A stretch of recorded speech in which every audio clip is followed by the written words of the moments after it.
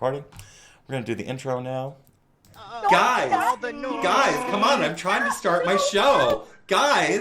Guys, no, come on, stop! Alright, that's it. I'm starting the show. Damn it. Ugh. This show is not for kids. This show is about chaos and talking over coffee. So let's get going. Call me the DarkTranny. Okay, and we are back on a Thursday. I believe it is November 3rd in the year 2022, and we are still somehow, miraculously, we're still alive. All right, so I'm going to start off by saying I was up late last night with Axe Truth, so I'm a little crispy, but we're going to make it through this, okay? Let me start off by saying good morning. Let's see, who do we have in the chats today? Grabbing the cursor, and good morning, Super Truckers, some guy from Maine, Pitbull Doorbell, and Lady Ninja. We have Caffeinated Keck. Caffeinated Keck, I'll be talking about you in just a hot minute. And Lady Ninja, we've got Atomic Blonde, good morning. Oh, somehow we have this mess right there with his pink hammer. That's so violent. All right, let's see. Pitbull Doorbell, you know what? I don't remember who I'm talking about and everything like that. I am so fried. My word. He's not here. And apparently we have 45-1 actual in the house. All right, there we are. Over. Can I make it? Oh, Greta. Ugh. Anyway, let's see. But thanks for coming on over, Greta. Could you maybe settle down a little bit? All right, I think I have mentioned everyone, and if I have not, I am going to say this. Good morning, savages. How you doing? All right, so. Hello. So, this morning, we were enjoying the DJ stylings of Caffeinated Keck. I was pulling up his October 1st video set and music meme ensemble, dropping that right on into the Odysee chats, so you can go check out Caffeinated Keck as well. As I was stating last night, I was on a Q&A session. I believe it was about 3 hours with Axe Truth. We had Kiki Green. She was fabulous. We had Verstine, also known as Truther Talk. She's also fabulous. I'd like to get back in contact with Verstine on some... Oh, what was she offering? She was offering like alternatives to the pharmaceutical hormone industry. She was offering some ideas on that. I will need to talk to her. And Kiki Green, I think that we had good chemistry. Axe, Kiki, and I, it's like... Love Kiki Green. I believe you can find Kiki Green at Kiki Galore. Let me see if I can just go and pull her up. One moment. I don't remember how to get in touch with Truther Talk. Truther Talk has, if I remember correctly, she actually had a run-in with the FBI. If I'm not lying, and I hope that wasn't a fever dream, but I heard that she did have a run-in with the FBI because she got a little bit too over the target. Let me see. Kiki Galore. I don't know if this is Kiki Galore. Oh, Kiki Green. Guys, forgive me. I will get Kiki Green's actual information in the future and drop that on you. Kiki is... She's got real good energy. And she's real. And I like that. All right, no problem, Caffeinated Keck. Let's see. So... And good morning, Rainoff, back from dropping T-Roy off, I see. It's good to know you made it back. Good morning, Feisty Ace. All right, y'all ready for some AIDS? What's up? Just a comment on your show last night. Yes. So I've never heard Kiki or seen Kiki or the other person that was on, but when usually you know how it goes when you get a lot of people in a room, especially online, there can be some lag and some overtalk and some some awkward speaking at the same time. I think it was fantastic last night. You know, like you would say what you had to say, the other person would wait till you're done. They would come in with their comment after, then and it would just keep So yeah, going what on. I was talking about is, Oh you yeah, know. thanks. Yeah, exactly. That's yeah. Thanks for yeah, that's all right. I'm done. Oh, Maine. Please, by all means, please do continue, though. You were giving props to Kiki Green, I think. Were you? Well, all three or four people who were involved, you know, it was I don't know, professional, and it was just well mannered, and just, you know, it was good. Okay, Just so so everybody knows, I'm going live in 25 hours. that, you know All right. what? That needs to Thank be you. pointed out right hell now here. I Just hope you remind us because I'll forget. and you know Can you what? drop a link every 5 minutes? Oh, you know I'll do you what? one better. I'll do every 30 minutes, okay? I don't know, All right, man. thank According you. to Odyssey, you don't exist right now. I'm looking at the upcoming live streams. I see Yeah, I haven't. caffeine. Yeah, I haven't updated it, but I Ooh. will be dropping a post about when I'm going to be going live with Mike Maven tonight. So there you He's go. going live with Mike Maven tonight, guys. Awesome.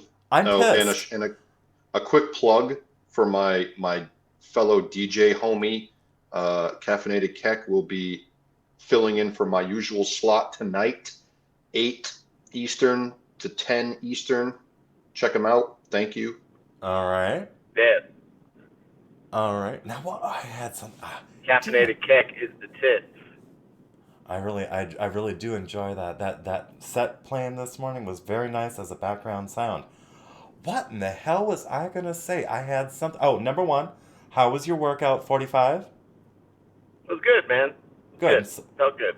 So no one hit the alarm on you or got all crazy or anything like that. No. Good. All right. Now You don't have to make a bunch of grunting noise. I mean, you're doing like you're deadlifting like 450 pounds. Okay, I got it, but I don't plan on doing shit like that anymore. You know, so it's just all about breathing. That's all it is. You don't got to make Alright. crazy noises when you're lifting fucking 100 pounds. Oh, that was really smooth right there. You know, you just low key. Yeah, I don't plan on deadlifting 450 pounds anymore. Okay. Okay. I used to. I'm serious. I used to. Well, you I got got the a video build. of me when I was in Kuwait doing a set of 315 on the bench. So there you go. Well, you've Oh, definitely got the build for 315, it. 450. That's a little bit of a difference there, bub. Deadlift is different than benching.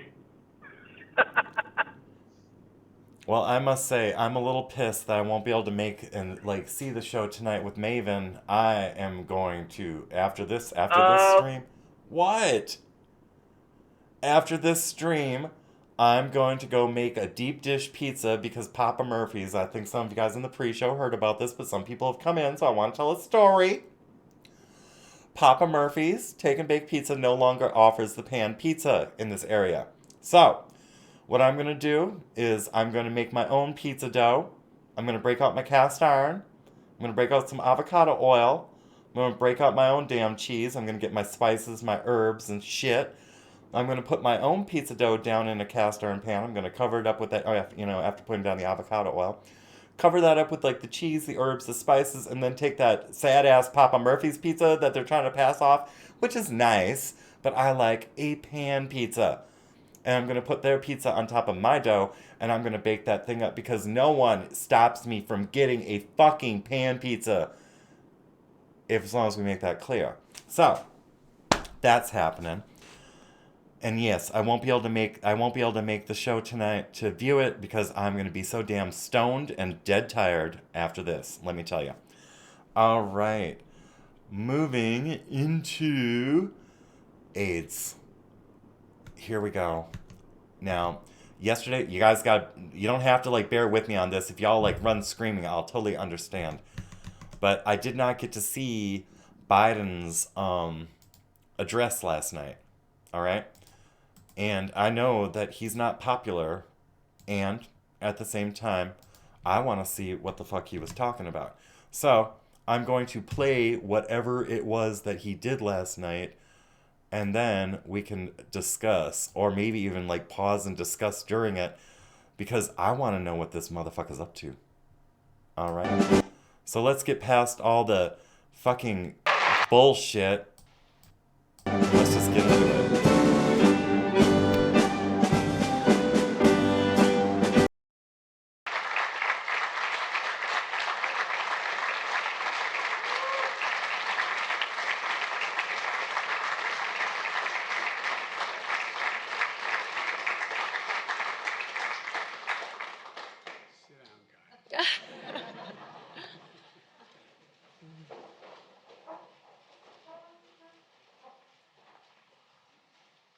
Good afternoon, and welcome to the White House and the Talent Pipeline Challenge. It's such an honor to be here with you today. My name is Alyssa Cruz, and I'm a member of the International Brotherhood of Electrical Workers, Local 134 in Chicago, Illinois. Before we go any further, can someone verify that this is actually what was going on yesterday that we heard about? Because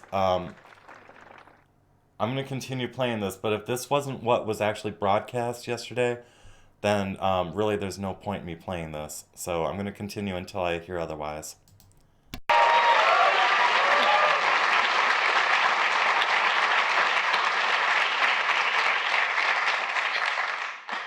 I'm a fourth-year apprentice, and I'm proud to represent the next generation of skilled tradeswomen and men who will power America's future.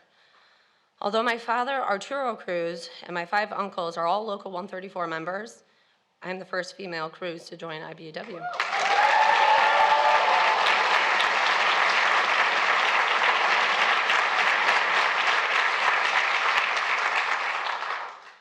As the youngest of 3 and the only girl, I was not expected to follow in my father's footsteps. I'd gone to college on a scholarship and worked for a few years before I realized I wanted what my dad had. The IBEW income that put me and my brothers through college, a union pension, health care, and the satisfaction that comes from seeing an empty lot and then working to build something from the ground up. My father, a foreman, was literally by my side for my first year as an apprentice, guiding me and teaching me. Today, if I ever get stuck and I have a question, he always has the answer. But the IBEW of 2022 looks different from the IBEW of his apprenticeship. And he's not even that old. Today, half of my apprenticeship class are minority or female.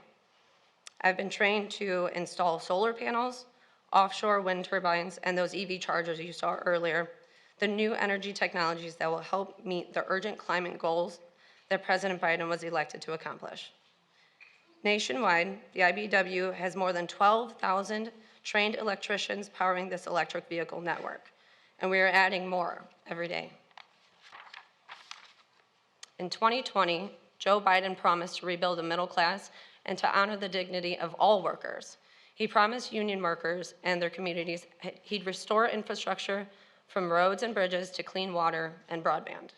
He promised to bring back American manufacturing so we could get back to building and making things in this country. Now, just 23 months later, here we are in the White House. Infrastructure, manufacturing, union jobs. Promises made and promises kept.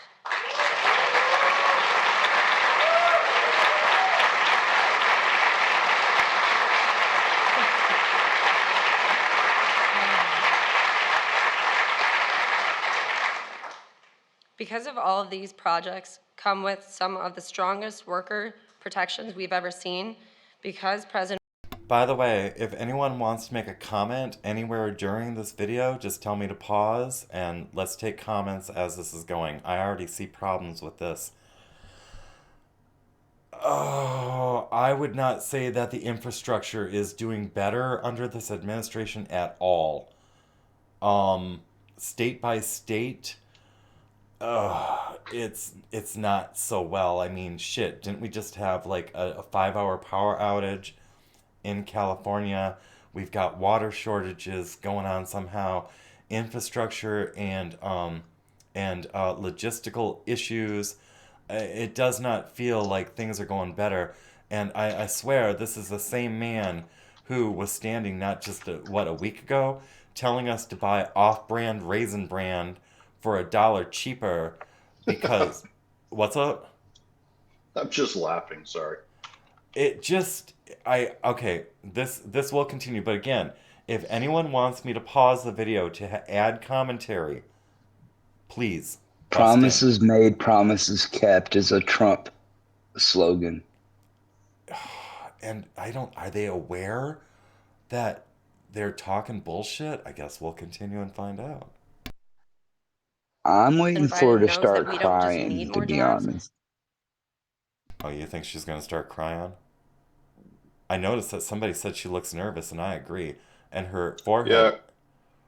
Her voice is a combination of either she's going to break out into tears or she's just nervous, and I think it's nervous. Yeah. She's definitely not as we are told, a strong, empowered. She's not giving the sensation of strong, empowered female at this point. Oh man, that right there, that's a handmaid. And I might not know everything about the Handmaid's Tale and everything like that. I didn't watch that shit, but I got a pretty good indication of what the fuck that is. That's a handmaid. All right, here we go. This country needs more middle-class union jobs.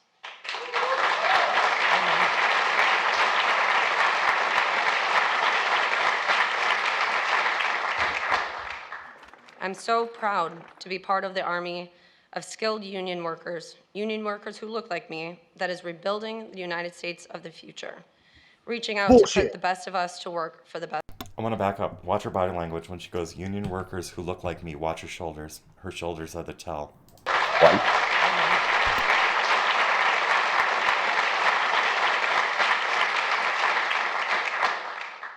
I'm so proud to be part of the army of skilled union workers who look like me, that is rebuilding.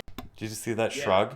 That shrug. She's full of shit. She doesn't believe what she's saying. Yeah, because she's not a fucking member of any IBEW. There's no fucking way. She's fucking just reading from a damn speech. I did the IBEW fucking as an apprenticeship. Bullshit. It's a fucking bullshit ass damn union that was fucking completely fucking worthless.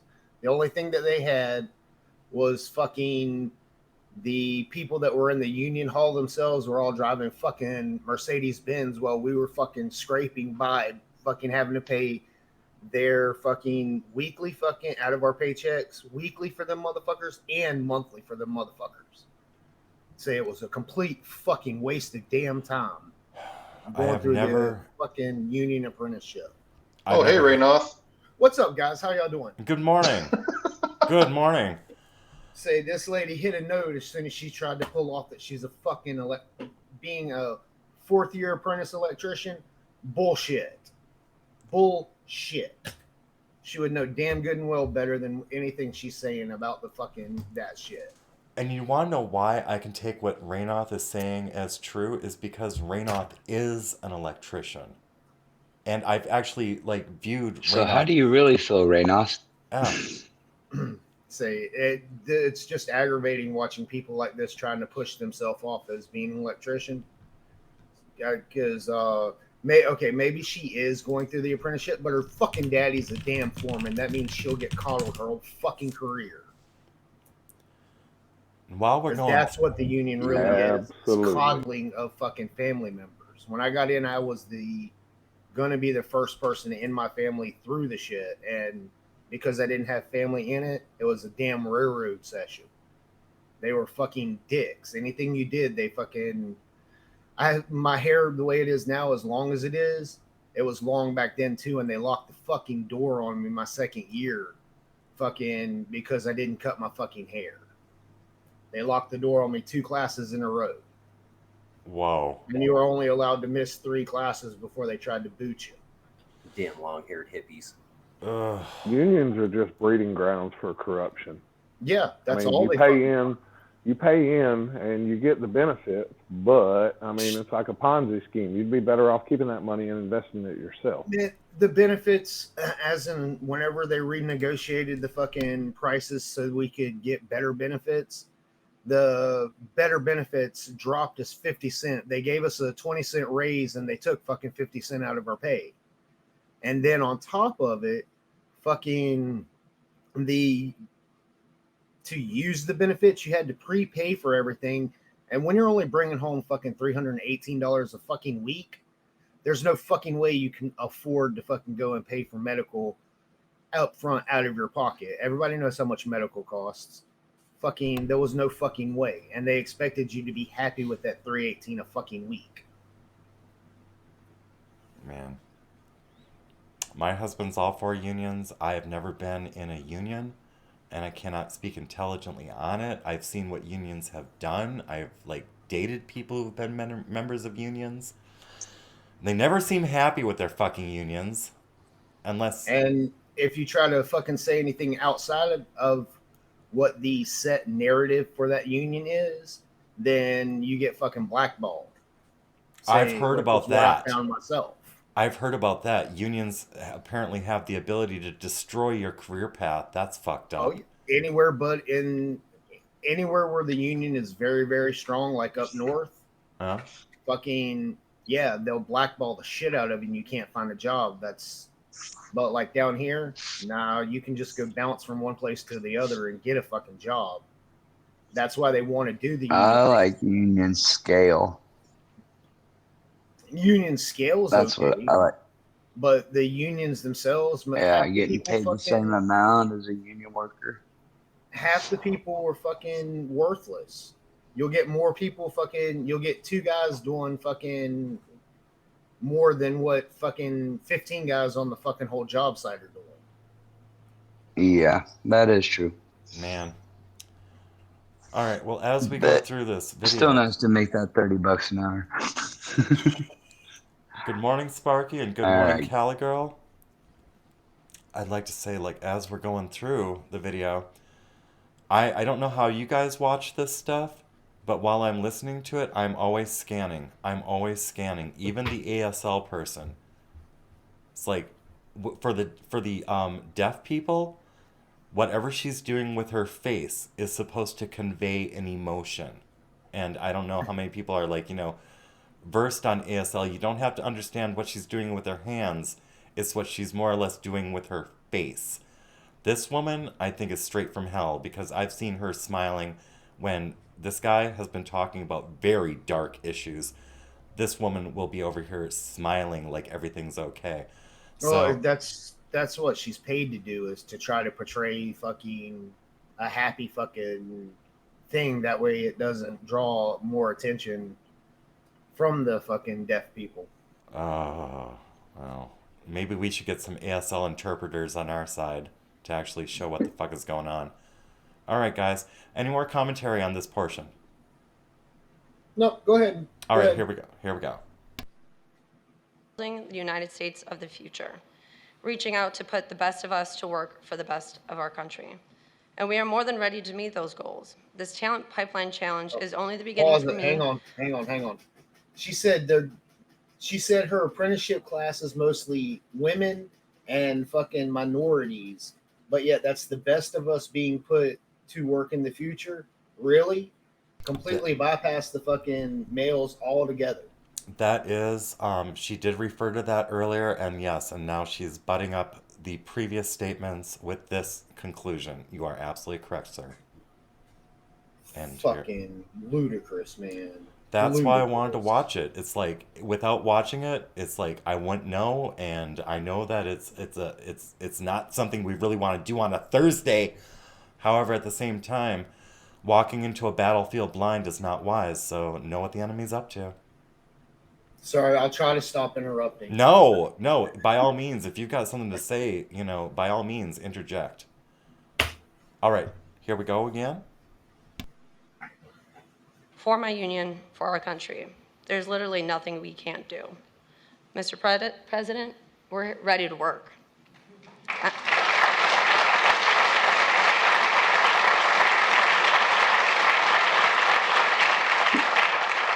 I'll put it this way. On behalf of my family, nuclear plant going up in Georgia, and it's not a fucking union job site for a reason.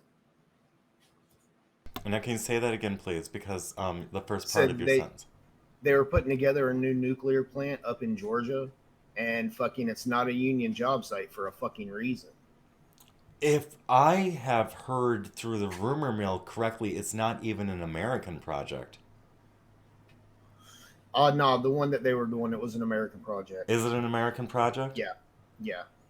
So is It's it just going one to... they don't. It's just one they don't fucking broadcast because they're still trying to go with this fucking solar mill bullshit. Oh. All right. Shut up, dog. And my union, I am honored to introduce the greatest champion of American workers we've ever had in the White House, the 46th President of the United States, President Joe Biden.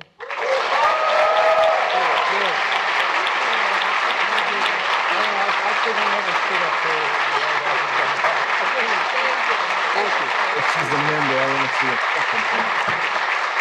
That'll tell you all you need to know when you look at her fucking hands. If she's actually done any real labor, or she's just one of them that stands on the job site because she's fucking pretty. She's like a manager or a supervisor. No, she said she was a 4th-year apprentice. That means she should be doing every fucking thing. Yeah, she should be. She doesn't look like she has the hands for it. I mean, her hands look pretty fucking manicured for working with something's not clean here. All right, here we go.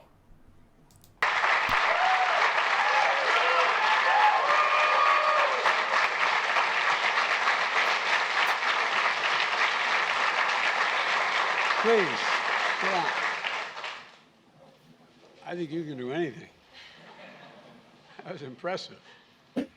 And before I begin, I want to remind some folks here that, when I started to run for the presidency this time, the suggestion was Biden was too green. He'd never get unions to stick with him. Too green is about right. Fucking don't know shit. Lonnie. And before I announced the detail of all my program, we sat down for hours, more than one day. And Lonnie was convinced, not by me, but convinced by circumstance, that the future of labor was in the future, was about what we have to do to deal with climate, with advanced manufacturing, that we have to do to deal with things like those little computer chips that in fact mobilize everything we do, from your washing machine to your automobile to our weapon systems. It's amazing. And Lonnie jumped on. And a lot of you had already come along, a lot of the unions had come along, but everybody came along. Weapon systems. And things like those little computer chips that in fact mobilize everything we do, from your washing machine to your automobile to our weapon systems. It's amazing. And Lonnie jumped on. Can somebody tell me, did he just make a comparison of household items? No. He's talking about the unions, all these different unions for these different fucking things, the 3 items that he named. He's speaking how the union presidents jumped on board with him after being convinced. Okay. That's what he's referring to. All right. I wonder if he's going to bring up what he was talking about like a few weeks ago when he was like, we're making a bunch of high-paying jobs where you do not need an education to actually do this. And I'm wondering, I guess we have to watch more, but... Him saying that a few weeks ago is just playing off of how many people now are not going to the fucking colleges. They're not going and getting 4-year degrees. They're fucking jumping into tech schools because something about this next generation has figured out that the college isn't fucking worth it. Well, at least they woke up to that. Alrighty. And a lot of you had already come along, a lot of the unions had come along, but everybody came along. Because finally we've reached the point, with the help of the IBW and the carpenters, so many others, that, the future is about the future. One of the reasons I want to make it clear that I talk about unions all the time is this young woman has been in an apprentice program for 4 years. She'd already gone to college. 4 years. People think that you just walk in and say, hey, I want to be an electrician. And you get a job, you get hired, and you're at work in a couple days. We have the best trained workers in the world. In the world. And that's not hyperbole.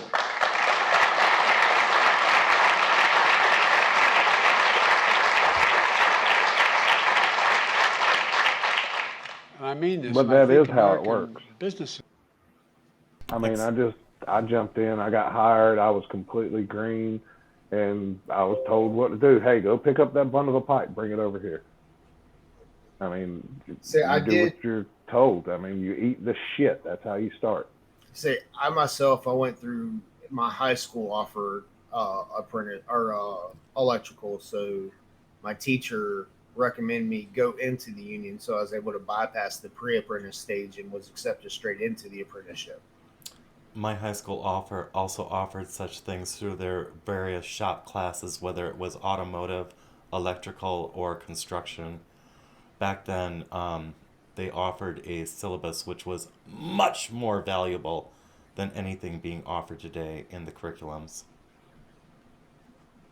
Is coming to understand this. In American industry is that, it costs more to hire a union worker than a non-union worker, but guess what? It costs you less over time because you have the best product from what you're paying for. And so anyway, I just want to thank you, Lonnie, and all the union presidents that are here for stepping up. It wasn't easy to step up as boldly as you. I really mean it. I've always had support of the IBW, but never so aggressively on dealing with the things we're talking about. There are 3 major pieces of legislation that already created 700,000 manufacturing jobs and can create literally several million more. And that is the infrastructure bill, which is facts do everything from highways and bridges to broadband to clean water, lead pipe, across the board. And then we came along with a little thing that everybody wondered what it was. We talked about the Chips and Science Act. Well, guess what? We have American and non-American business investing literally several trillion, hundreds of billions of dollars because it's the future. Every single thing that your kids, when they're your age, are buying, it's going to require a computer chip. We invented them. We're the ones who advanced them. The United States of America. Yet we lost the market because we didn't invest. We didn't invest in America. We came along, and with the help of all of you in this room, we got strong support, and we invested. And all the way from, I was just up at IBM, up in upstate New York, and then I went over to Syracuse, New York. We're talking just those 2 outfits are several $100 billion over time. So look, Lonnie's heard me say this, I am optimistic. I'm truly optimistic because of your generation. Speaking of labor, it's always been great to work with you all. And last year we signed the historic infrastructure law, a once-in-a-generation investment in roads, bridges, railroads, airports, high-speed internet, clean air, clean water, clean energy future. I signed that so that we could be positioned to win the competition of the second quarter of the 21st century. To do that, we had to make sure the law would be build all of America, lift us all up, workers and in the process of this, with products that are made. If they really wanted to go actual green energy, then we'd have fucking nuclear plants all over the place, because what the nuclear plants put out is a fucking version of water vapor. Yes. It's not even fucking, So if they really wanted to go clean energy, it wouldn't take 20 fucking years to approve a nuclear power plant. No, it shouldn't. And you're absolutely correct. When a nuclear facility is operated properly, there's no emission into the environment, and we currently have the technology, which is something I don't understand why we're not doing it.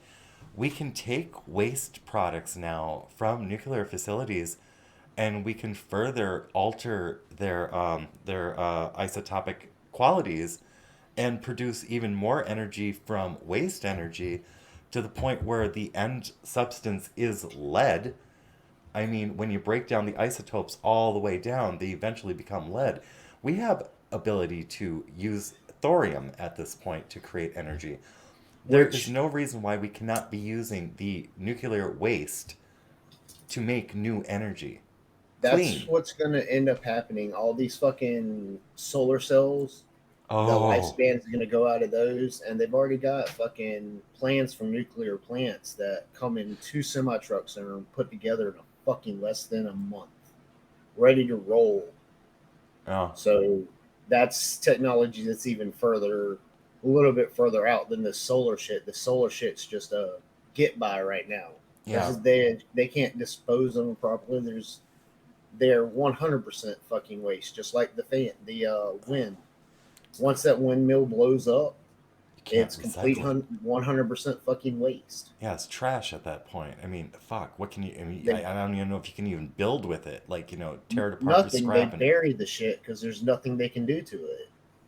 Well, thank you, Lady Zero. Thank you. Let me read what you said. Thank you for everything, Kevin. Enjoyed listening to you all day yesterday. Here's a little something for you. Lady Zero, I appreciate that. Thank you so much. I will say, currently, this home, Bruce wanted to have solar put on it. So I will say, yeah, when the sun is shining, yeah, it powers the house and we're selling back to the grid. And I said to my husband, I didn't want this for these very reasons. We can't recycle these batteries. These batteries they're fucking toxic. If they Hang on, what type of batteries do you have?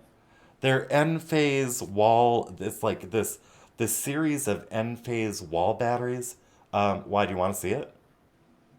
Maybe I can, yeah. You know what? At some point, Let me show it to you after this. Yeah. All right. Yeah, no problem. But yeah, solar, wonderful as far as like function, terrible for the environment and terrible for what it does to third world countries or people who are made to extract these materials from the earth. Whole nother story. There's an ugly side to solar, and it's fucking brutal. In America. And guess what? We didn't stop there. As I said, we passed the CHIPS and Science Act. Result, companies are investing hundreds of billions of dollars, tens of thousands of jobs. And by the way, you know what these jobs are going to be? And for example, the ones down for Intel, when they get these factories built or up, I'm going to leave somebody out, so I won't name them all. But non-college, without a college degree, $120,000 a year. $120,000 a year. And all. Let's adjust for inflation.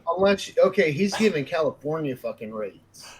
Because in California, $120,000 a year, but you take that same exact rate that they get in California and convert it over here to Florida, and you're looking at about $45,000 a year.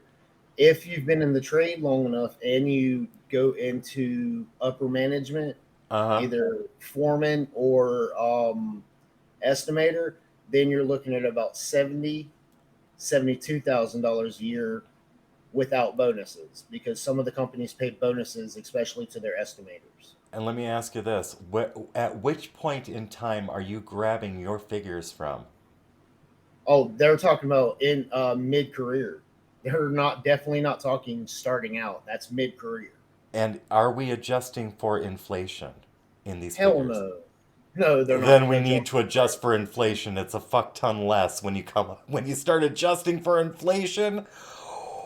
But just going from the $120,000 a year number, he's talking about California wages. Like I say, you come to Florida, that exact same $120,000 a year converts it into about $40,000 to $45,000 a year. This might be something we might need to discuss on a disruption and actually bring the data sheets and stuff, because I agree. What he's talking about is not nationwide. He's giving an example of a location, not the nation. Well, I'll give an example, okay? All right. I know someone who got into the financial field, is considered a banker at this point, and as a start-out banker, they started out at $120,000 a year. Their exact conversion for the exact same job here in Jacksonville was $45,000 a year. For the exact same job title, exact same fucking company. It's just the difference between California and Florida. Mm-hmm. All right, here we go. August, we passed the Inflation Reduction Act, investing $360 billion in clean energy. There'll be more to come, I believe. We put Americans to work making solar panels, wind turbines, electric cars. By the way, I was in part of Ohio looking at the facilities where they're training people on wind turbines. You know, we have the blades of wind turbines now that are 104 yards long, longer than a football field. No, not a joke. Not a joke. Wind energy, solar energy is cheaper than oil and gas and coal. Cheaper. Except it uses all the exact same materials. I mean, it might not use the coal, but it uses the fucking oil is what's used to make the fucking props. It's what's used to fucking lubricate the system. Yep. Fucking the grease that's packed into the bearings of the fucking electric motor that's attached to it. Yep. And all the insulating material, but they don't want to talk about those aspects. They don't want to talk about how the components are actually created. They want to talk about the end product without talking about the fabrication of that end product. And you're absolutely right, Ray. That's it. Yeah? Look, we've already created, as I said, 700,000 new manufacturing jobs. That's what today's about.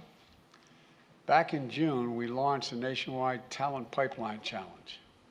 And I tell you, it's designed to ensure that workers across the country, especially those in historically underrepresented in infrastructure jobs, could take advantage of job growth in 3 sectors that we're going to booming because what we're going to do because of the infrastructure law. High-speed internet, construction, electrification of all those new electric vehicles and batteries, improvements to the electric grid. Infrastructure laws are going to provide $800 billion in workforce development. Then we went out and asked employers and unions to get in the deal.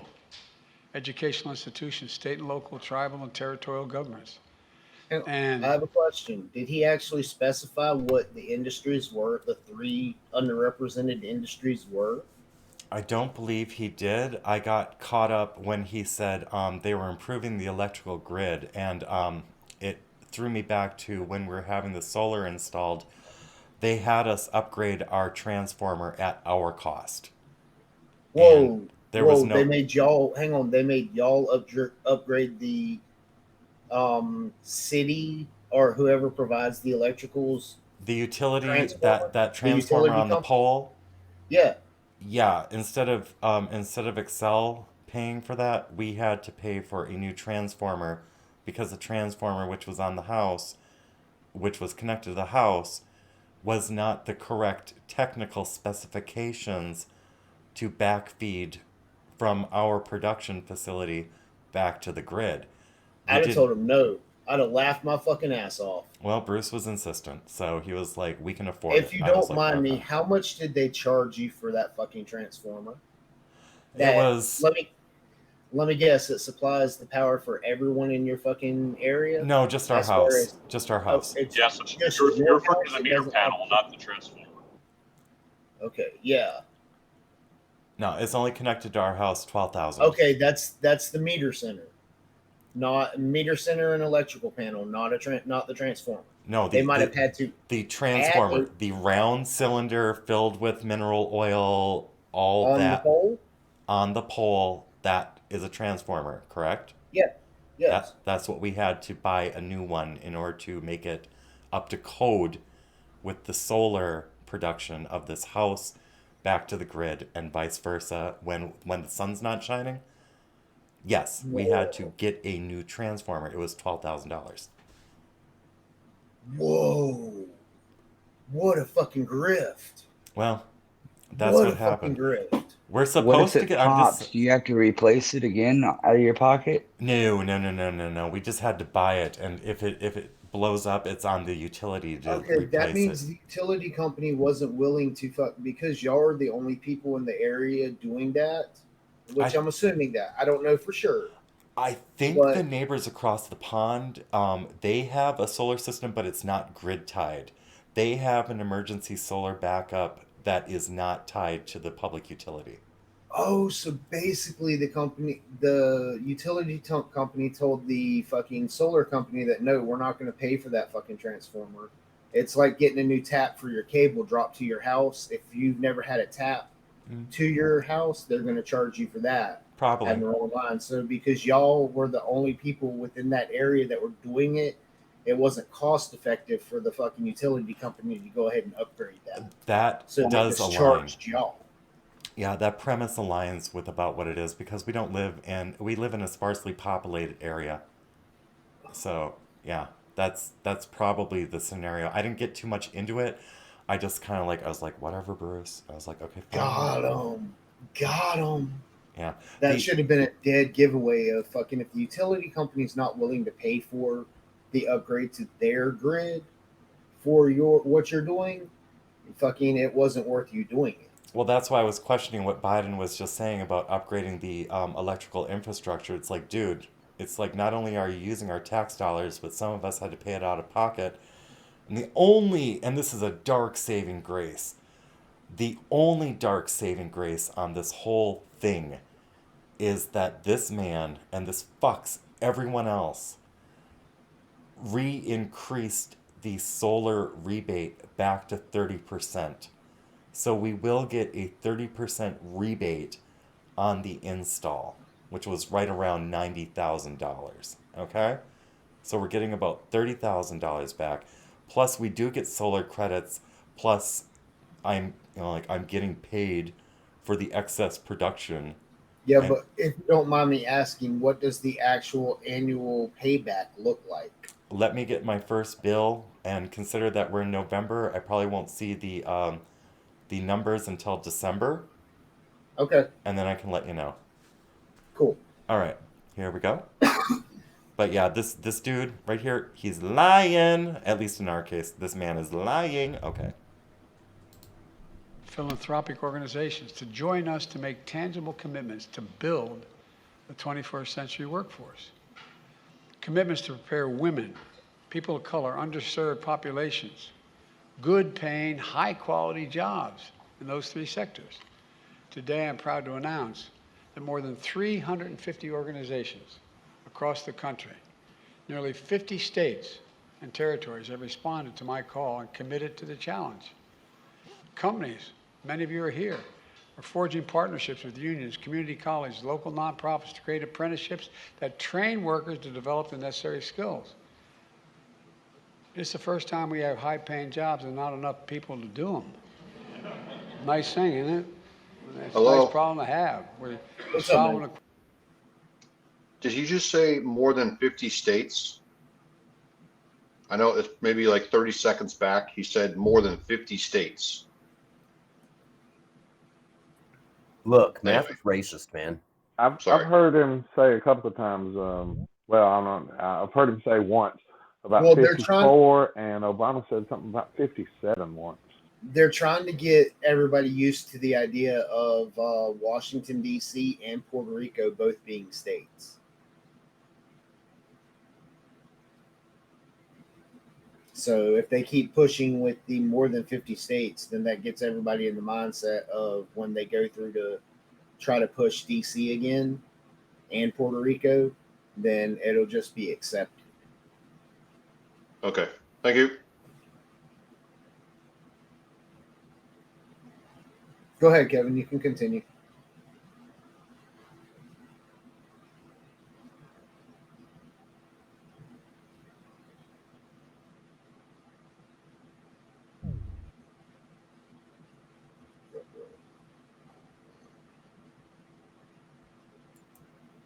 Quickly. Employers are providing support services like help with childcare and transportation. So workers with kids and elderly parents at home don't have to choose between taking care of their families and completing their training or taking a better paying job. Colleges are creating new infrastructure academies. They have to choose between taking care of their families and completing their training or taking a better paying job. Colleges are creating new infrastructure academies and partnering with companies to expand apprentice and pre-apprentice programs to match the trainees with mentors to provide on-the-job experience. You know, a lot of community colleges, particularly, My wife says community college is the best kept secret in America. I wonder why she says that. She's still teaching. But my point is that, what happened was, what do you need in the community? Go to. I see someone is saying that there's no sound. We can't hear you. Oh, was it because I was on mute? Can you hear me now? Can you guys hear me? Yeah, you're good now. Yeah, I can hear you. All right. That one point where I was rewinding, did you guys hear that weird choice he was given? It's like he gave 3 options, and it's like one of them was like, or choosing between a high-paying job. It's like, it just hit my ear wrong. Anyway. The community college, tell them they'll set up a training program with you. It's a little more complicated, but that's the essence of it. And philanthropies are now providing more than $70 million new commitments so far to recruit talent in underrepresented communities. I made a commitment, we're not going to leave anybody behind, and I really mean it. Many of the organizations that are here with us today. Communication Workers of America are partnering with AT&T and Corning to create training programs. What was that? He's not going to leave anybody behind except for, Afghanistan. Oh, well, he's not going to leave the women and people of color and indigenous people behind, so he says. We'll see how that plays out. But hopefully, we'll have a completely different administration. So, ugh. For broadband technicians.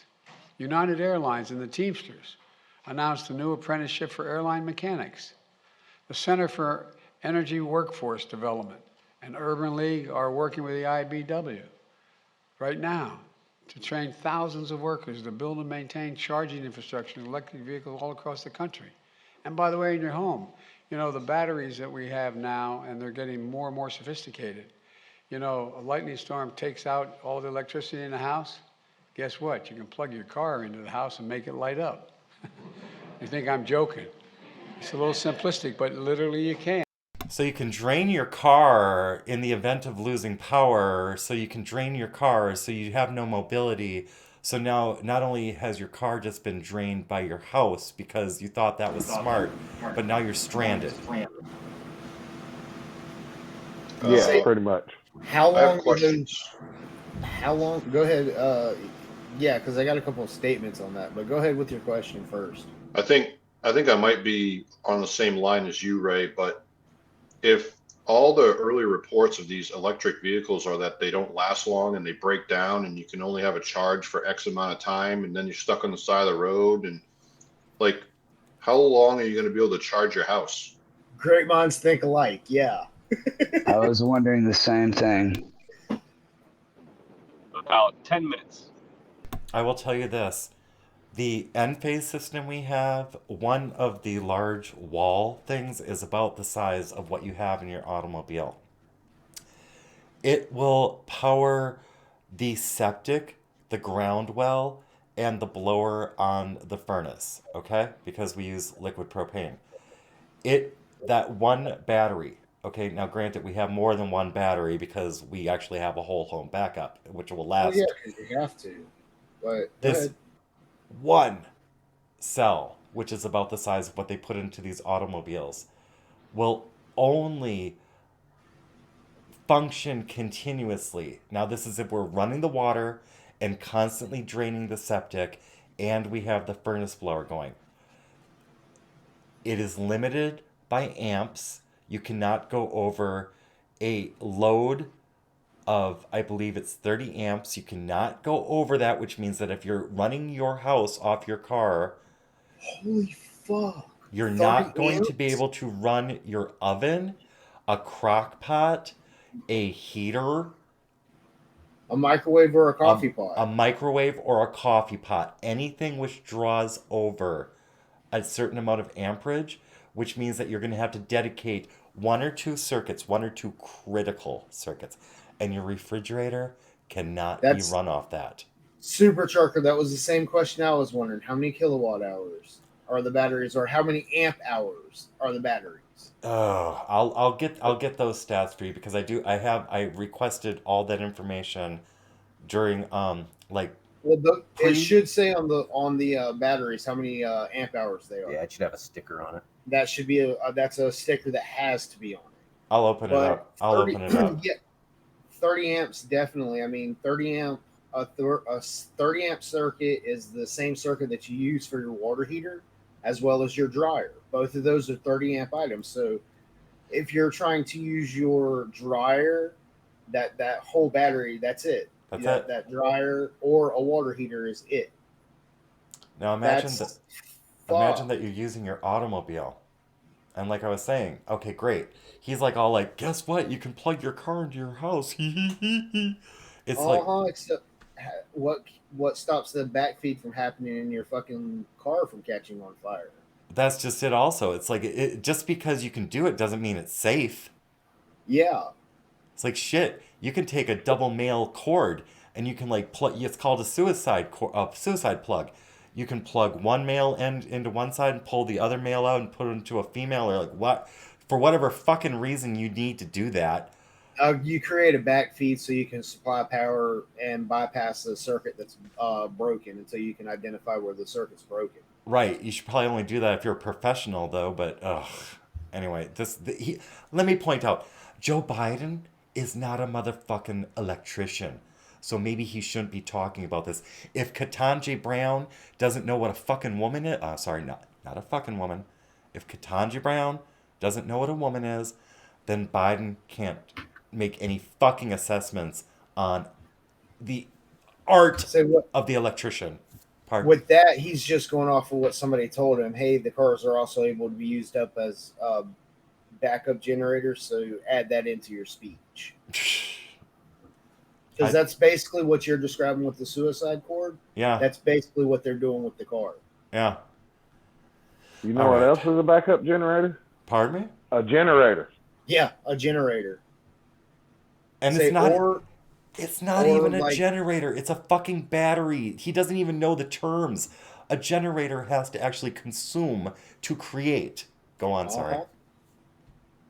Well, I've seen people take pickup trucks and fucking set it up to where they had the inverters with like 4 different batteries in it and 2 different alternators and turn their pickup trucks into fucking rolling generators. Well, yeah, if you have an engine with these, is he talking about cars with engines? Because he's talking about literally your car is charged. You go take this special cord and plug it into the house and fucking backfeed from the batteries on your car.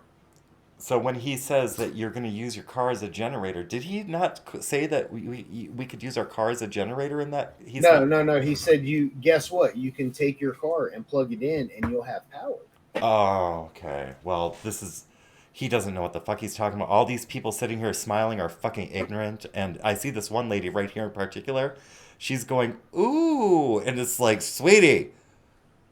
All these people are ignorant as fuck. So the Ford Lightning can run your house for about 10 hours at 1.3 kilowatt hours. There's going to be a lot of house fires soon.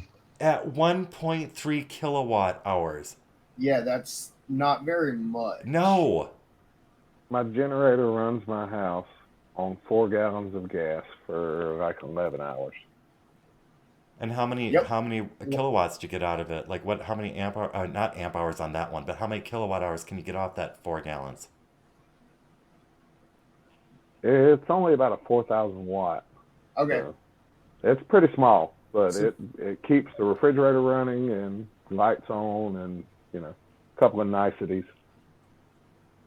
Well, you get 11 hours out of 4 gallons, and this doofus here is trying to get people to plug their cars as a backup energy source at a quarter of the load capacity. Rainoff, am I using my terms correctly?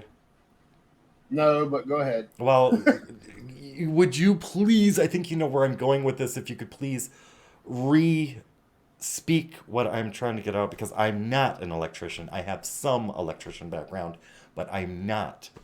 This isn't my wheelhouse. Say he's talking about battery, or what he was describing as capacity of the fucking batteries to provide power back to the house, but that's still only based off the amperage or the amp hours of the battery and how long it'll fucking work. How you doing, Laura? It's just fucking, yeah. It's crap. There's no fucking based on the fucking usage of the car only fucking making what 120 miles, if that. Fucking on the charge, that means you might power your house for a good couple of hours, maybe 3, if you're only running. Well, no, depends on the amp hours on the battery, but you're limited down to a TV, your cable modem, and maybe a few random lights. If you have, I'm usually not, ma'am. I took the boy to school and haven't found anything else to do yet. But if you're running just baseline things that take the least amount of wattage, then you'll be okay. But if you try to run a microwave and there's no fucking way you better try to run your stove on that shit. No. You'll run the car out of power fucking much sooner than you will just keeping baseline lighting.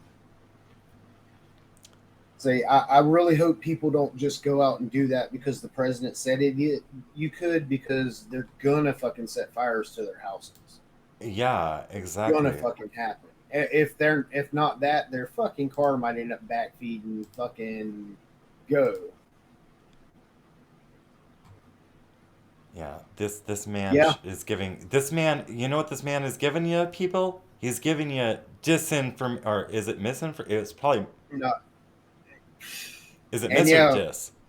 Super Trucker's right. About 4 hours in the real world off your car batteries before you have to start your car to have your alternator fucking charge it. We are at our 1 hour mark, so let us take a little break. I'm going to throw on some caffeinated kek. I'm going to switch the tab over to the Jitsi guys. Go and like refill your coffee, do whatever. I'm sure you guys get to do whatever you want to do. I need to go take a little biology break. So let me set this up. And let's see. Let me just switch my focus. And yeah, Super Trucker, if they run them under 40%, that usually causes the battery to decrease in the ability to charge, just like your cell phone. If you don't run your cell phone all the way down and charge it, the battery memory fucking changes. It's the same idea with the fucking EVs. I know you guys are talking about multiple alternators and batteries and vehicles for power. I know car audio guys that run multiple up to 12 alternators at a time. I wonder how that would work to be able to convert and backfeed it into a house. An alternator, the way an alternator is created, it's actually a 3-phase AC system that has diodes that change it over to 12-volt DC. If you grab it before the diodes and the 12-volt side, you actually get AC power out of it.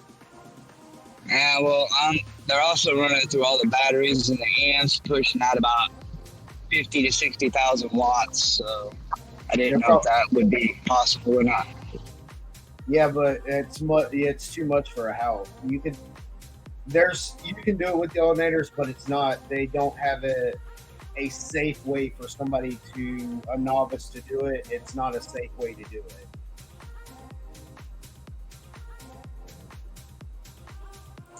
Got you. It can be done though. I'm not gonna try it. Don't worry about that.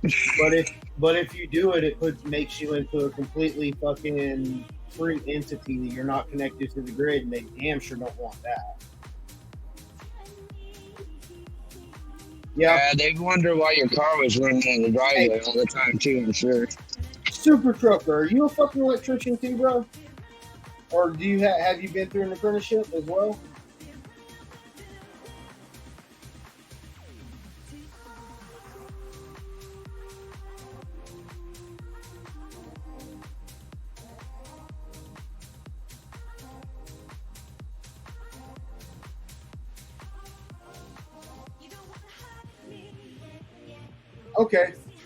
Okay, cool.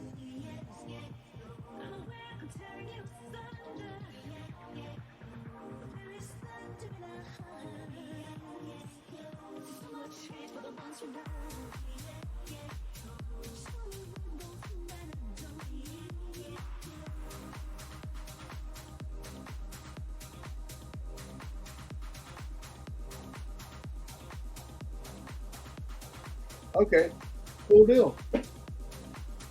So there's a pit bull you were one. Okay. Did you actually get your JW license, or were you a lineman, or did you do what type did you do?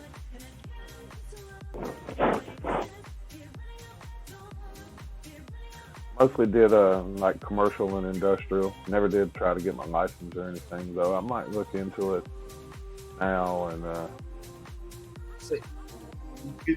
thinking about like if I'm debating if I want to start my own company or not. I'm trying to figure out what I can do that like I don't have to fuck with the government and get licensed in and all of that shit. Gotcha. Say after I got done with my apprenticeship, fucking was when the state of Florida became right to work, and I watched a bunch of licensed guys get fucking laid off. So I've done 20 years of it. Fucking, I started out underground power distribution with signalization and lighting, and did shipyard or shipboard. Then I've done commercial, residential, industrial, and aircraft hangar.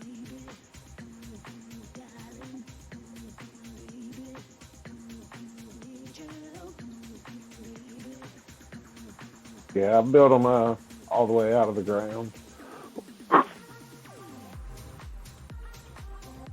Also did a little, like it was a point-to-point wiring in a manufacturing setting. That was pretty cool. Okay. They just give you like the prints, and you know you might have to run 100 wires, but they give you the terminal points. Yep. The setting up the cabinets for automation.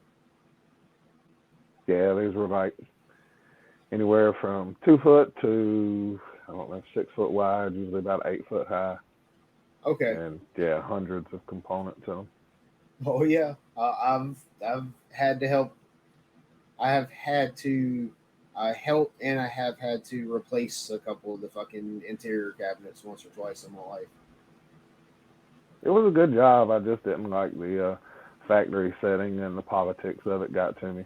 You know, I'm used to working in the field where your merit actually means something. Your work, you know, speaks for itself, and not just whose ass you're kissing. So that's been the problem that I've noticed with a lot of the places. Even if you're the merit of your work, even sometimes doesn't count. It's whoever is the ass kissers, and which is really fucked up. But that just seems to be a good fucking, well, not a good, but a thing that happens. Good morning, Pastor Shadley. Thank you very much for the support. Once again, I would like to thank Caffeinated Keck for allowing me to use his style to provide a background sound. We are back. We are continuing on with the Biden speech from yesterday. And are there any more comments on what we have seen so far? So when does he give us? So when does he give us the speech about how getting or electing Republicans is going to ruin the country? Well, let's find out, because I'm sure he'll start yelling about it after he gets done whispering about whatever the fuck he's whispering about. Is that this speech? It's supposed to be. Okay. From what I've been told, from what I've been led to believe, I didn't get a chance to review this whole video before we did it, so it's as fresh take for me as it is for anyone else. Unless It's the best way to do it. I've noticed a lot of times. I like the hot takes. All right, here we go. Literally it can. Oh, this summer, it really is kind of exciting. I get a little. This summer, Jill, my wife, joined the Labor Secretary Marty Walsh at a electrical substation in Boston, where Bunker Hill Community College students have paid internships at a public utility company to prepare them for union jobs and support American electric grid infrastructure. That's happening now. You know, we just did a walkthrough of several union-led demonstrations in the dining room. We had a bricklayer. I didn't want the cement to get in the salads, but, you know, it may happen. He was good, though. Didn't drop any. Anyway, all kidding aside, the trainings that these organizations provide are truly state-of-the-art. I saw workers are trained both in person and virtually through virtual reality tools to create brick and mortar structures, walls, dams, buildings, weld materials for roads, bridges, airports, and to wire electrical boxes for electric vehicle charging stations. It matters, but also provides really good paying jobs where America will lead the world again in manufacturing. I don't know where it's written. It said we can't be the manufacturing capital of the world again. Look, for most of the 20th century, America led the world because we invested in ourselves. But somewhere along the way, not a joke, somewhere along the way we stopped investing in ourselves. Jobs are going overseas. Now we're sending products overseas, not jobs. Dude. What? Because our adversaries have been closing the gap. Asshole. Well, this talent pipeline challenge, these partnerships, we're regaining the momentum and taking back our competitive edge. And the United States is going to win. In addition to the bipartisan infrastructure, the Inflation Reduction Act is the biggest investment ever in climate, ever in the history of the world in climate, creating jobs of the future. So workers and small businesses lead the transition to a clean energy economy, something we owe our children and grandchildren beyond measure. The CHIPS and Science Act is supercharged efforts to make semiconductors and small computer chips that power our everyday lives and every aspect of life. It's going to grow and grow and grow. And we're doing it the right way, centered around workers and communities, bringing everybody along. You know, it's part of the economic vision I ran on, and I've been carrying it out as soon as I came to office with the help of people in this room, rebuilding our economy from the bottom up and the middle out.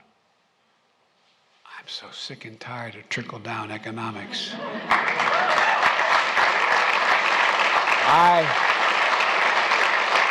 I don't remember my dad ever feeling that trickle on his head.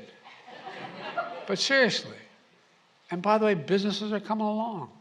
One of the things that's happening is that, you know, when the middle class grows, and it's growing, and the poor have a ladder up, and the wealthy still do very, very well.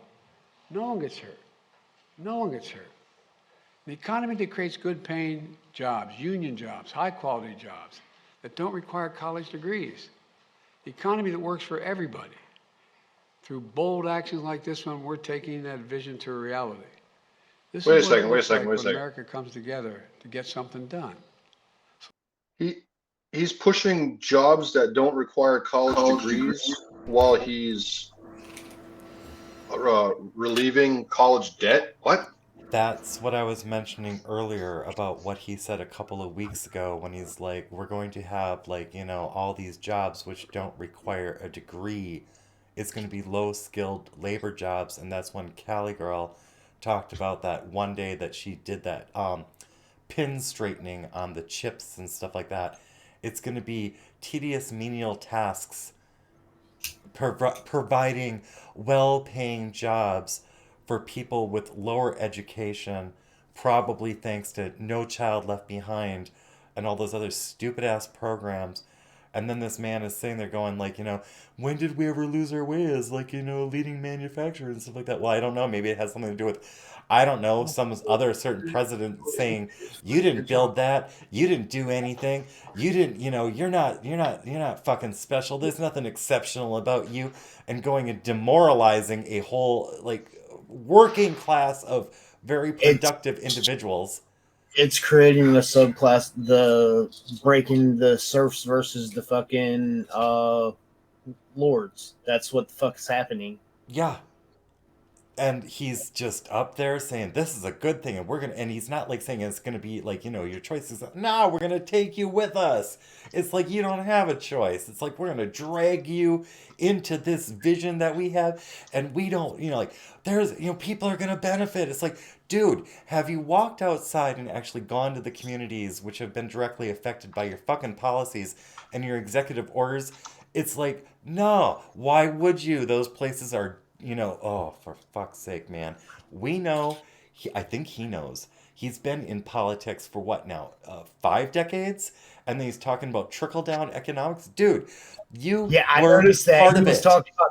I noticed he was talking about the way he described the middle class having good jobs and the rich people will still be rich. He's describing trickle down economics without fucking saying trickle down economics. Uh-huh.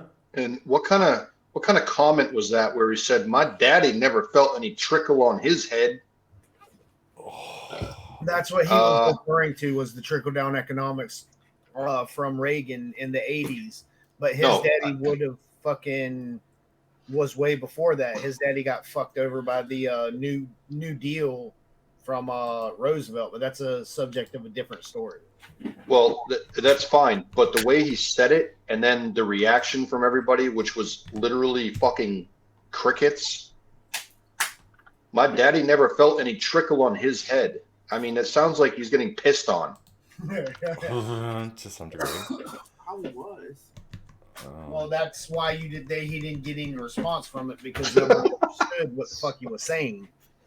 And they're not going to do anything about like that, because if those guys are actual union members that are sitting in this fucking room, they're damn sure don't want to be fucking blackballed within the fucking hall because they fucking spoke out. Mm-hmm. It's another catch-22, and you caught it. Here we go. So let me close with this, because I don't want to get started, because I'm really excited about all this. The country's been through a tough 4 or 5 years, and folks are still hurting. Granted that we inherited a 6.5% unemployment rate, it's down to 3.5%, but guess what? Inflation is still hurting people. But we're making real progress. We're reasserting ourselves it's been a rough as a 4 or nation. 5 years? Let me back up. It won't take that long to go back a few clicks. One Yeah. moment.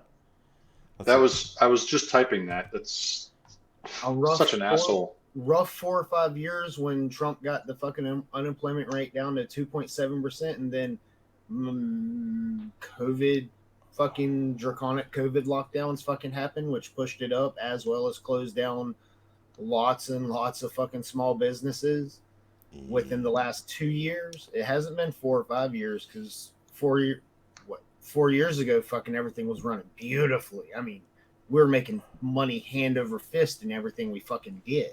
Yep. Yeah, if this guy wants any evidence of where we've gone in the last 4 or 5 years, I'll proudly and gladly submit my 401k graph of where my money's gone in the last 5 years. Yeah, and he can shut the fuck up. I'll provide my stock portfolio as well, because I got fucking they couldn't sucker me into any of that shit. Oof. The only thing they get out of me was fucking Social Security and Medicare. So as far as 401ks, everyone, even when the Obama administration made it to where you are forced into a 401k, I fucking still signed the paperwork to say fuck off. I backed up a bit. I think I backed up to the point where he made the statement that we're querying, so I'm going to go mic off and play that. The country's been through a tough 4 or 5 years, and folks are still hurting. Granted that we inherited a 6.5% unemployment rate, it's down to 3.5%, but guess what? Inflation is still hurting people. But we're making real progress. We're reasserting ourselves as a nation. That's why I want to look at everyone. What's up? He admitted inflation. Yep, he did. Here and across the country, I've been more optimistic about the future than I ever have been. Ever in my career, I've been more optimistic than today. We just have to remember who we are. We're the United States of America. There's not, I mean it sincerely, from the bottom of my heart, there's nothing we cannot do. Nothing when we do it together. So that's my goal, to bring us together, to get more done. And I look in this room, there's business, labor, apprentices, a lot of good folks, all understanding that we can outcompete the rest of the world like we always did in the past. There's nothing beyond our capacity. Nothing. Wait, what were you saying? That's why they're getting zero responses. I bet they got a room full of apprentices with fucking maybe 3 journeymen there to watch the apprentices' reaction. So if they gave any actual fucking reaction, when they got back to the fucking hall, they were going to be fucking either booted from the program or fucking their pay would be fucking docked. Which their pay being docked means that they would might get 10 hours of fucking work for so many. They'll portion it out to where they don't actually they might as well quit. I don't doubt that for, pardon me? That's why you're not hearing any reactions, is because it's a fucking room full of apprentices. And even an apprentice going to a union hall meeting, you're not allowed to talk. You can't fucking say a damn word. I'd like to say good morning, Frog Springs, and Ray. I can totally see that, as we've seen with this administration and the people who support this administration. They do support tattling on your neighbor. They support doxing. They support fucking around with people. It's like if there was ever an administration which embodies what is considered a Karen, may I present you this? The Biden administration. Yes. Yeah. So I can totally see what you're saying, because we've seen them do it in action in several aspects of our society. Nothing. So God bless you all, and may God protect our troops. Thank you.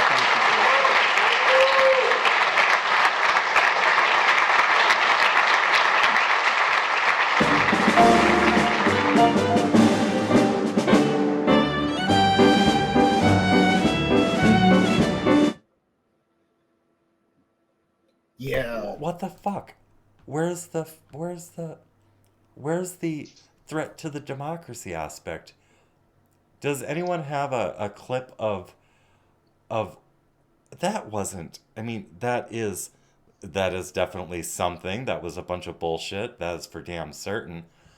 Where is the part where he was supposed to be talking about saving our democracy and everything? What was all the hoopla? What was all the hype? Let me go over to CNN. Notice how they cut it off immediately, so there's no potential gaffes, viewing of him falling down or fucking. Yeah. I'm getting lost coming off the stage. Where do I go, George? Let me check out some of the links which were dropped during that video. Let's see. I believe from Atomic Blonde we received this link right here. So let me drop this into our shared area. I do not know exactly what this article is about. This apparently is about unions. All right, so let's see. Multiple generations of Cruz family help power Chicago's unionized electrical industry. Now, does anyone know this family and why they are relevant? They're POCs? All right, let's see. Okay, so it's a short article, so I'm just going to read it. In 1988, Italian writer and philosopher Umberto Eco wrote, "What we become depends on what our fathers teach us." While this may be somewhat oversimplistic, it's likely most people can relate on some level to what he meant. Whether teaching intentionally or simply by setting an example through the way they live their lives, a father's influence on their child's life is unquestionable. Well, I agree. As we grow up, we may chart our own unique path in life, but we have learned from our fathers remains a part of who we are. And while it may sometimes be hard as an outsider to know how another person's father influenced them, that's not the case with Arturo and Elisa Cruz. In the Cruz family, working as a skilled union electrician is quite literally the family trade. a 30-year member of IBEW Local 134 who currently works at Schiller Park-based Blackhawk Electric. Arturo is one of 6 brothers who pursued a better career by joining the unionized electrical industry. During his time as a journeyman, Arturo has worked on a variety of projects throughout Metro Chicago. Okay, this sounds just like a puff piece about this one of those feel good pieces. Let me see what Atomic has to say. Yes, this is Alyssa. Oh, this is the Apprentice. This. Yeah. Where'd her hair go? Is this the same? Is this the same female who started the thing we just saw? No. The girl that started that was giving that speech there was a blonde-haired white chick. So Actually, no, that is her because the name is the same. Is it? Okay, Yep. let's remember her face for a hot second. Her name was Cruz, something Cruz that did the speech, and this chick's a Cruz. I mean, not to say that there aren't more than one Cruz, but... Right. Let me back up. I'm going to kill the volume, and we're going to back up, and I just... Is this the same person? Because Atomic is saying yes. Said her name when she first started speaking. Okay. And it was I think she said Alyssa Cruz. Well, here, I'm gonna back up, and I'm gonna put the volume back on, and I'm gonna bring the volume. Power America's future. Although my father, Arturo Cruz, and my 5 uncles are all local 134 fifth-year apprentice, and I'm proud to represent the. Yeah, she said her dad was a Cruz, so that must have been a good picture. That's either a wig or... No, that's an old picture. No. Okay. All right, so that's a puff piece on that individual. Yes, it's the same lady. She has the same mole on her. Oh, good catch, Atomic. Atomic's out there looking at moles. All right. Nice. All right, let me back up in the chat. The actual speech that you're looking for is 3 hours fucking long. It's looking like. So the one where he goes on a tirade is a 3-hour long speech? Yeah. Fuck. Well, I hope I didn't waste people's time this morning. I'll give you the link to the fucking 1 minute and 11-second clip of him fucking giving the. Yeah, here it is. All right. And before we go on to that, I forget who dropped this link on me during that video. I do not understand fully the references being made on... Oh. Well, if a picture is worth 1,000 words, who are you, Mike Rowe? Now, you might be... Are you... Dude, Mike Rowe is a fucking troll. I don't understand. Here, I'm gonna need more context on what the hell this is because I don't know what I'm looking at. I'm pretty sure Mike Rowe's based. Yeah, he's based as fuck. That's why he literally created the micro dirty jobs as a fucking to show hey, y'all have no idea what you're talking about when you're talking about the people who are actually doing the real fucking work. He's the one who did that and series. Brought that to the front. Yeah. He's the one that brought it to the forefront. I like this guy. You see, the problem is that I'm not a meme lord, so when I get hit with things like this, it doesn't register like it does for other people. But I remember this. I like his series. I used to watch his series quite often. And what is it, America's Dirtiest Jobs or something like that? Yeah. Yeah, I like this dude. Yeah, just Dirty Jobs with Mike Rowe. Yeah. He's got a podcast that he does, kind of on a Paul Harvey style. They wanted him. You know why the show ended, if I'm not mistaken, because they wanted him to go a different direction, more of the woke direction, and he told him fucking no. So he ended the contract with fucking Discovery Channel to do that. Oh, that is doing excellent. That show. See, that's why I don't tend to talk shit about people I don't know, because until I know what the hell they're about, it's like that's why I'm just like I don't know what to say at this point. And I see that Pastor Chatelet over there. If I am understanding this over here, I think this meme pertains to my function in the community. I'm just a shit poster. I'm not a meme lord. So some of this stuff goes over my head. But in Jitsi, I dropped it's an MSNBC article that gives the 1 minute and 11-second clip of him fucking this going one? off on, yes. All right. God. You have to scroll down to the actual. While you're on Micro, yeah. I dropped that link because his foundation has actually got scholarship programs and stuff. So, like, if you want to learn a trade, you can go to his foundation's website, and they'll help you get funded and la la la. Pipple, is that you? Yes. Pipple, and you also dropped. Do you want to do? Would you like to do a PSA about the motorcycle club, which helps youth? Because I believe you are the same person who dropped that wonderful motorcycle club on us. Yeah, Bikers Against Child Abuse. It's an organization. It's not a motorcycle club. There is a difference. Thank you. What is the organization doesn't have the same regulations or unwritten rules as like a typical club would, especially in regards to women.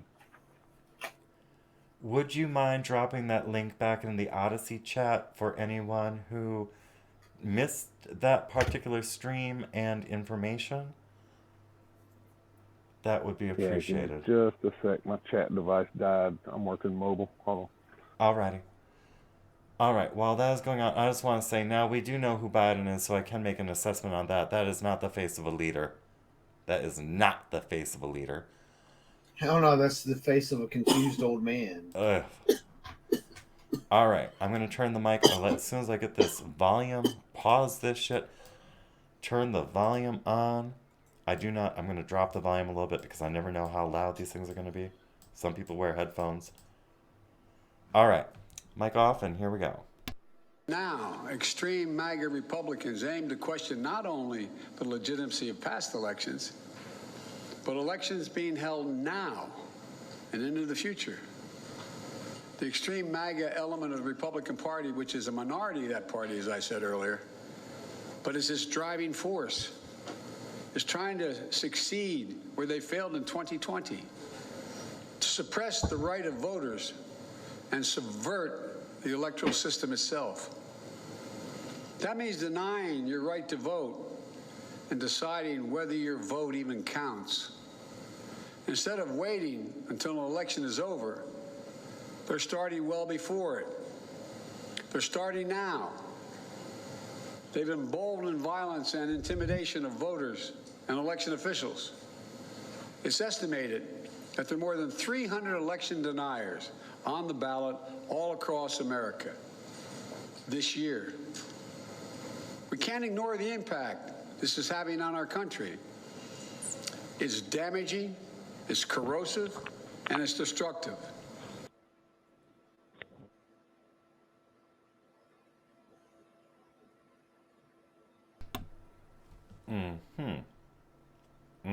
Okay, so Mr. Biden, were you around, I don't know, were you around during the election of 2016?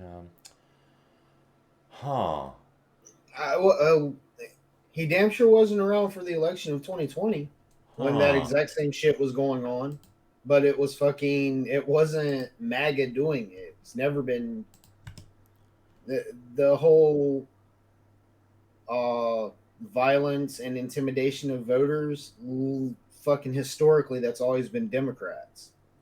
Democrats have always done that. And then from there, they converted into organizations that fucking go out and actually skim votes. They fucking pay people to go and get the fucking what is it? The absentee ballots. Yeah. They send brokers. There's a thing going down in what is it? Orange County, which is Orlando, here in Florida, where one of the mayors, she lost her race, and she came out as a whistleblower of the way they have it set up is they have people they call vote brokers, that they get a list of the people who are getting absentee ballots, and they'll go out prior to the absentee ballots being sent out and go talk to the people and let them know this is what's going on. I will come around when you get your ballot. I will come around and pick it up, help you fill it out, and then you'll give it to me, and I'll go take it from there. And they get $10 a fucking ballot for going and doing that. Yeah, Ilhan Omar. It was beyond that. Unofficially, there were Somali people in Minneapolis who were actually threatened, and then they had help filling out their ballots. And yeah, that shit happened at a local level. But yeah, they literally, Florida's having an investigation right now in Orlando over that exact thing happening. Mm-hmm. Well, I've noticed. Oh, pardon me? The wife was coughing, sorry. Oh. The mic's sensitive as hell. Is that Heather? Yeah. Heather girl, hey. Hey. Hey. Hey.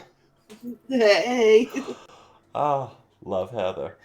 I'm looking at the chat right now. DJ Brandrek, I see you apologizing and stuff. I saw a portion of what you were going through yesterday. I saw the stress and everything like that. I said a prayer for you. It happens, man. It fucking happens. It's shit. like shit's stressful. It's like, I think you're in family. Brother, you didn't offend me. And oh my God, it's the internet. Uh-oh. Yeah. It's like, it's okay, Brandrek. From my opinion, from my point of view, you're good. All right. So I have been dropped another link, and damn it, my old ass brain and senility setting in. I forgot who dropped this link, but apparently it's an extended version of whatever the bullshit was that we just saw, but with an extended version. So let's suffer through this. Here we go. Just a few days ago, a little before 2:30 a.m. in the morning, a man smashed the back windows and broke into the home of the Speaker of the House of Representatives, the third highest ranking official in America. It's hard to even say. After the assailant entered the home asking... He smashed into the home, all right? He smashed into the homeowner. Those are the very same words used by the mob when they stormed the United States Capitol. We must, with one overwhelming, unified voice, speak as a country and say there's no... Wait a minute. I just want to hear that again. What? Unified voice. We must, with one... used by the mob when they stormed the United States. Nancy. Those are the very same words used by the mob when they stormed the United States Capitol. We must, with one overwhelming, unified voice, speak as a country and say there's no place for voter intimidation or political violence in America. Sir, we had been saying that. Just saying. Hello? Hello? Hi. Hey, Callie. All right. Callie girl. Hey, Callie girl. We are I knew you would know my voice. Well, of course I know your voice. I'm having Wi-Fi issues today. Oh, good Lord. Well, we're listening to Potatoes. But I've been listening. I listened.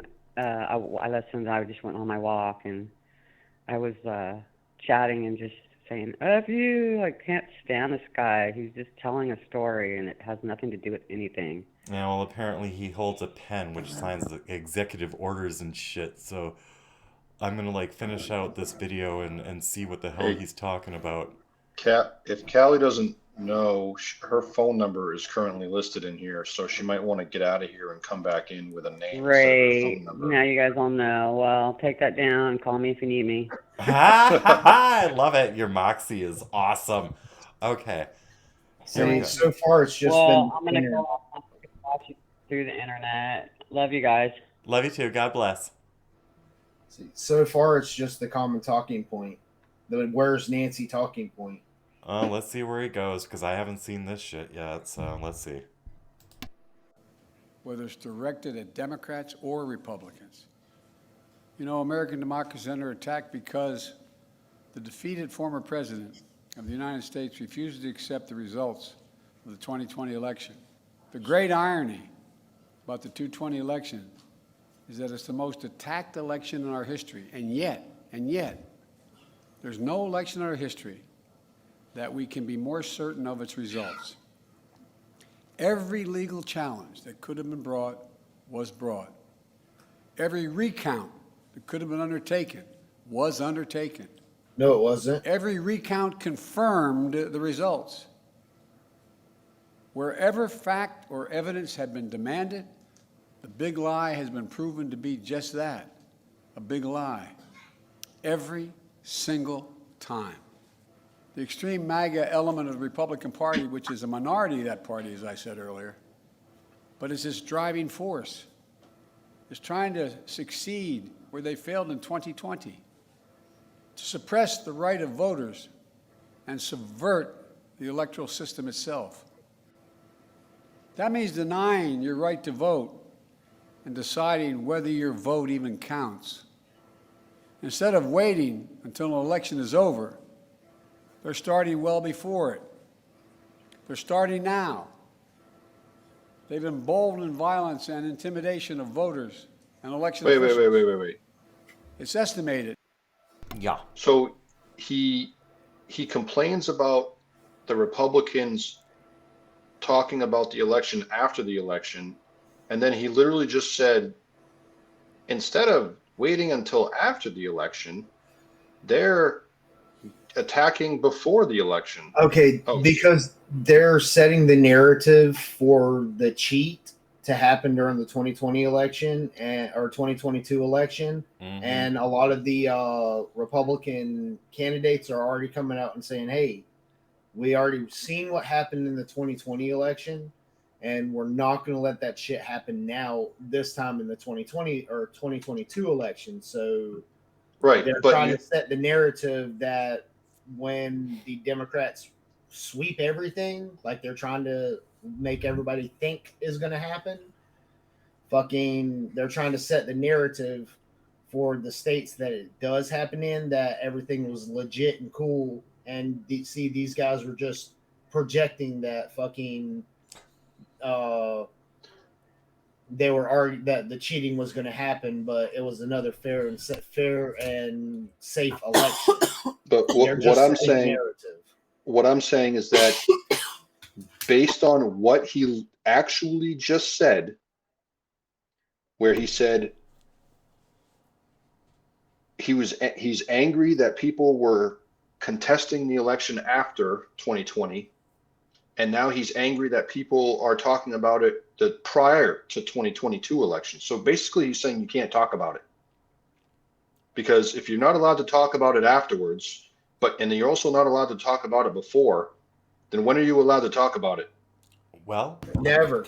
According to Big Tech, never. I mean, we've seen what Never. happens. You're not supposed to talk about it. It's supposed to be everything. Just be quiet and fucking go along with the system like your parents and their parents did. Let's not forget, this is the party of unity. Now shut up. Right.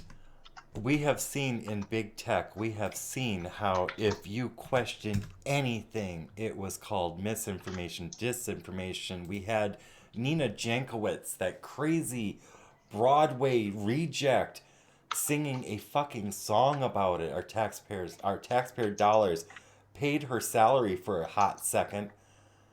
They took a sitting president and removed his social reach, not just on social media, not just on Twitter.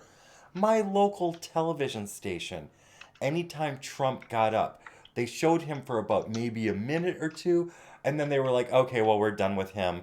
It's like, let's move on to something else. It's like, I would call my news station, I'd be like, look, I want to hear what my president has to say. It's like... But it didn't set up the fucking narrative. He was completely fucking breaking all their narratives and doing everything that a president is supposed to do versus just a career politician who's in the pocket of the fucking world fucking bankers and world organizations. And this man is wrong. MAGA, as far as I'm concerned, I am not a Republican any longer. I am a nationalist. I do follow MAGA policy line.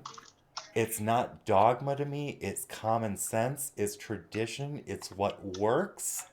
It's been proven to work.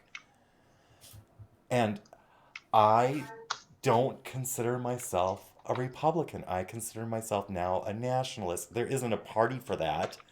So I'm going to vote Republican. And when I look at the candidates in the Republican Party, I'm going to look at their policies. Before this flies off the screen, Finkelstein, good morning. Legit, the chaos caused by the talking heads. Let me grab your link. Thank you so much for the support, Finkelstein. I will put this link, one moment, I need to make sure I can focus on it. Put this link into my holding area so I don't lose it. Thank you, and welcome, and good morning, Finkelstein. All right, continuing. Let me make sure, okay, let me pause that. All right. Anything more to say at this point in this video? I hear nothing. Okay, we're going to continue. That there are more than 300 election deniers on the ballot all across America this year. We can't ignore the impact this is having on our country. It's damaging, it's corrosive, and it's destructive. We know that more and more ballots are cast in early voting or by mail in America. We know that many states don't start counting those ballots till after the polls close on November 8th. That means in some cases we won't know the winner of the election for a few days, until a few days after the election. It takes time to count all legitimate ballots in a legal and orderly manner. It's always been important for citizens in democracy to be informed and engaged. Now it's important for citizens to be patient as well. That's how it's supposed to work. We'll meet this moment. We just need to remember who we are. We are the United States of America.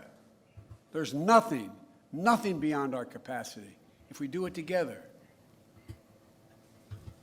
May God bless you all. May God protect our troops. May God bless those standing guard over our democracy. Thank you. Godspeed. Historically, first of all, one moment. Just a few days ago, a little before 2:30. Historically, I don't find what he's saying to be accurate about the vote counting. It wasn't until the last 12 years, it started with that whole Dade County hanging Chad with Gore, and it was, I believe it was Gore, and up until that point, we had elections which were counted and we knew the following day who our politicians were and our president. This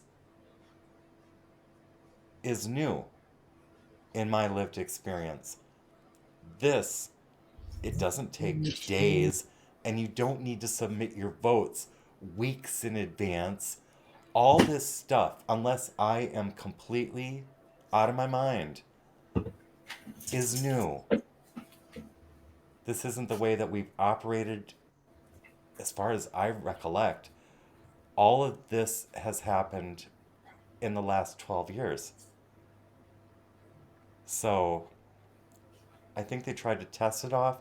I don't even think during Obama's thing, I know we had absentee voting, but I don't recall all this early voting or mail-in voting unless there was a very particular reason why you couldn't make it to the polls.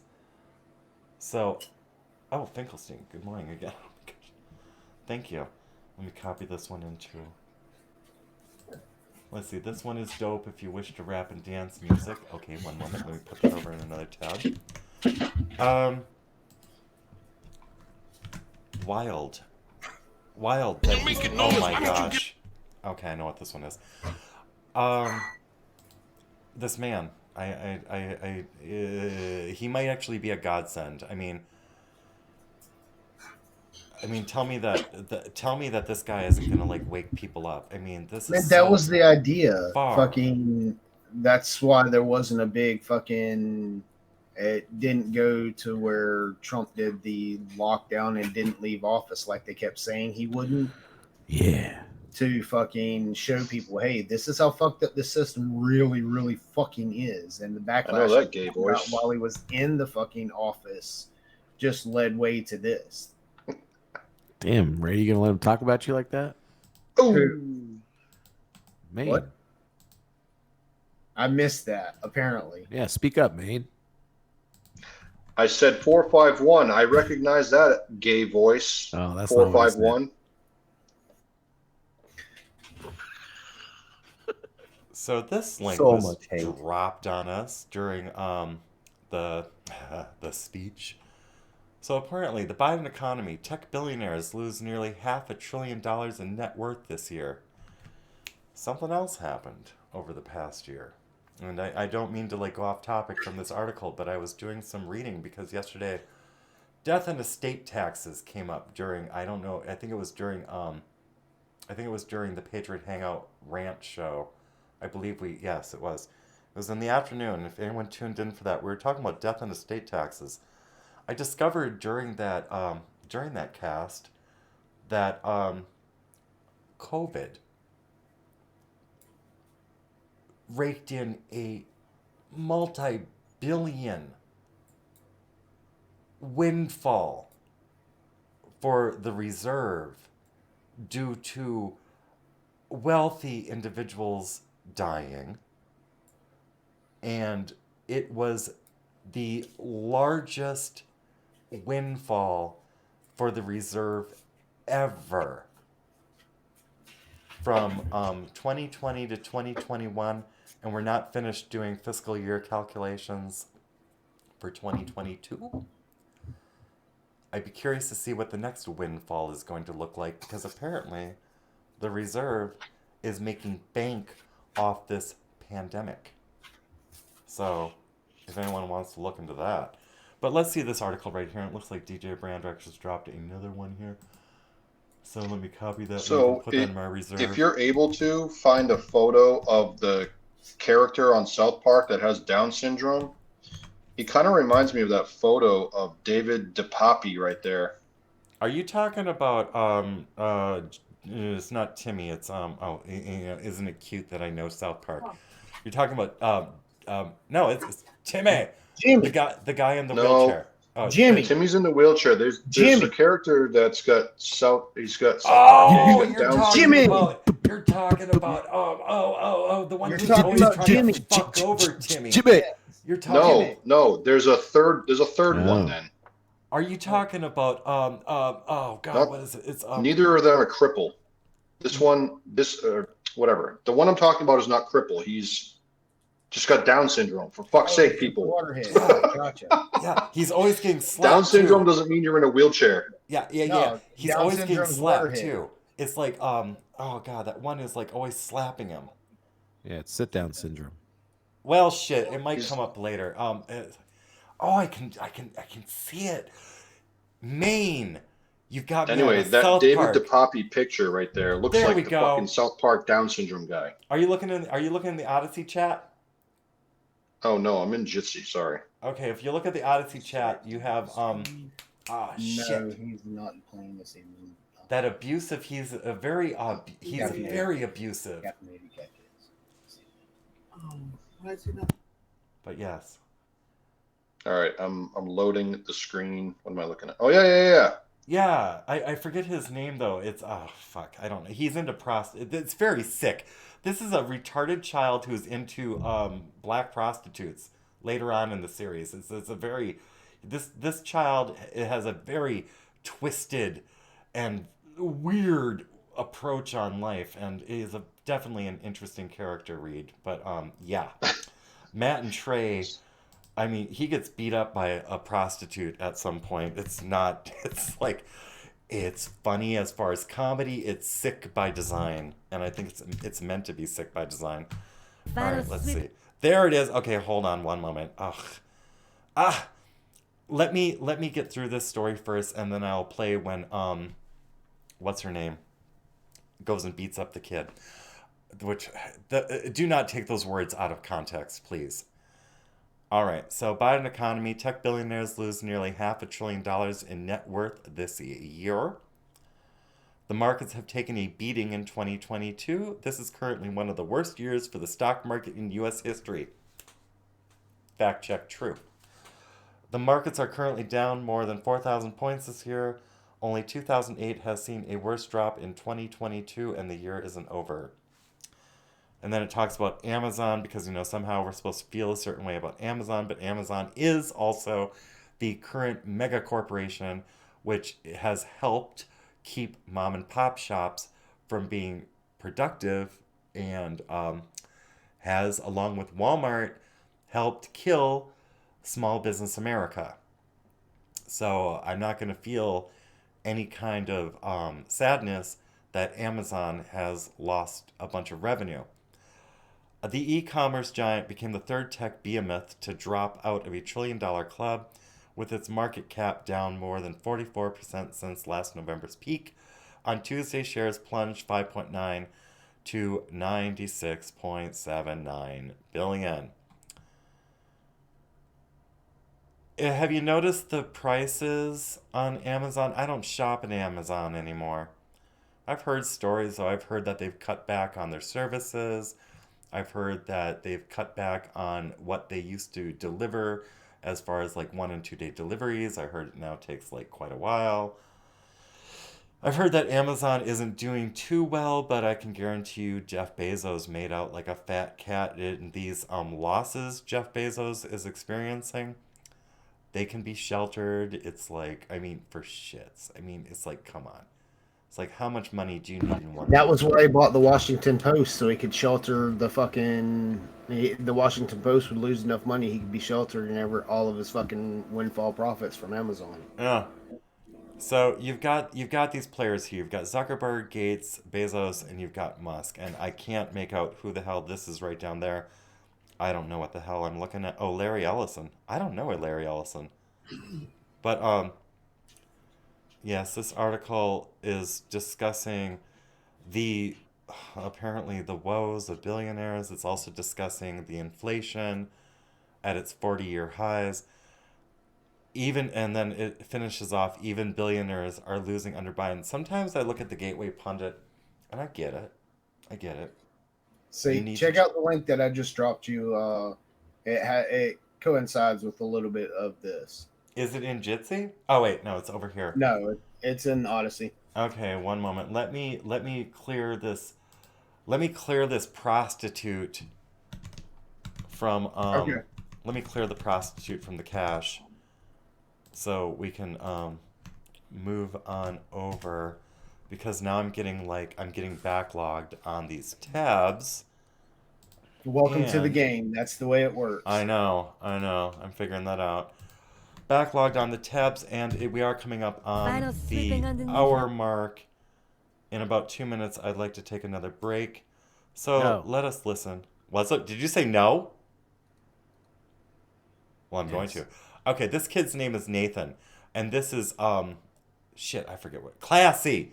This is Classy, and I think she might actually. That's Mike Obama. Here we go. Final sweeping underneath the wreck. By this time tomorrow, nobody will be asking questions ever again. The ads will have won, and I will be the man. I think the ads are playing your ass. Shut up, Classy! Oh, hell no! What? Oh, hell no, your Down syndrome ass just slapped me. I'ma break your dick off. Hang on, Classy, I'm sorry. I will bust your f***ing ass. I will bust your f***ing nose. I ain't no mimsy asshole. I'm a classy bitch, and I do not want ass controlling my news. Classy, thank you. You need my help? You got it. I need your phone to call Officer Barbrady, and we have to get to that gun show fast. Quick, to the Classy Mobile.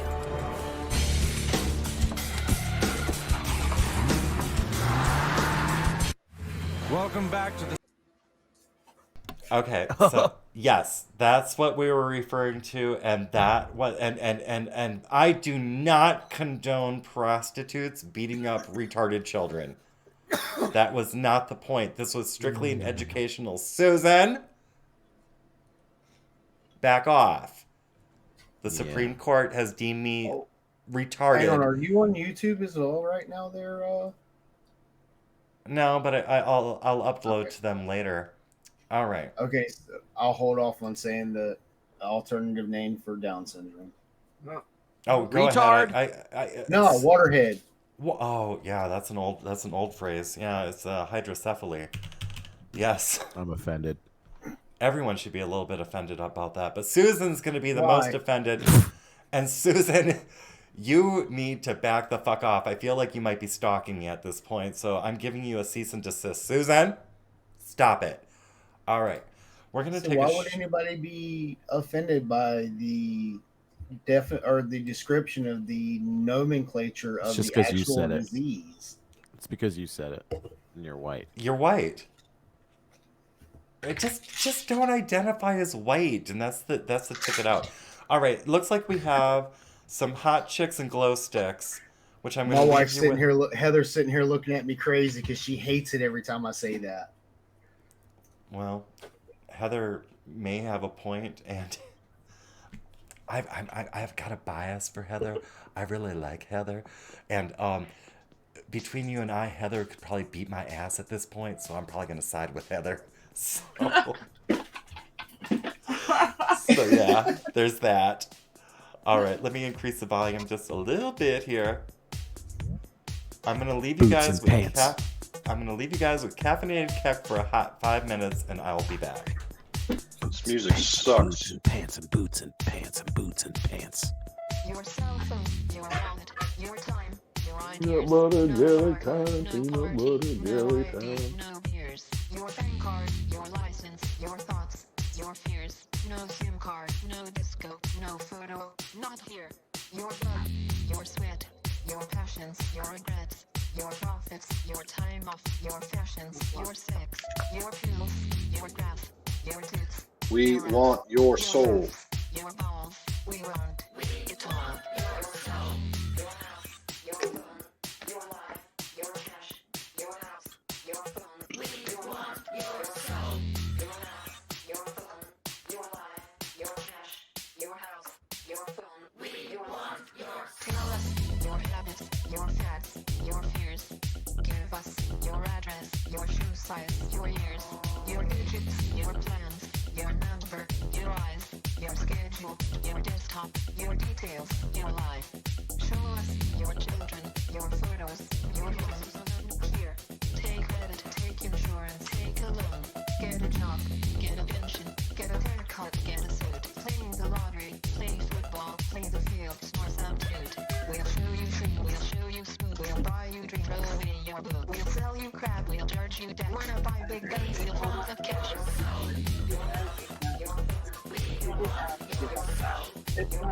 Oh, you're right. It's their mom's fault for having it. It's their mom's fault for kind of having it 50 years old.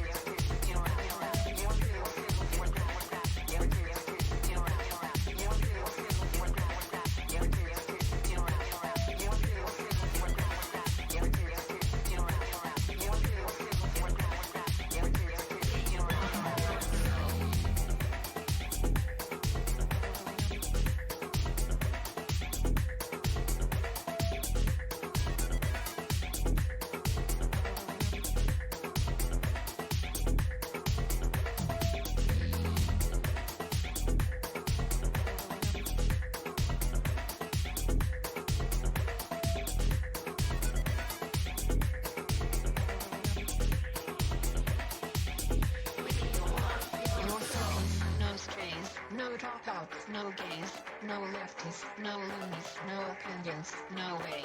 No thinkers, no teachers, no facts, no freaks, no skaters, no tweakers, no truth, no sleep.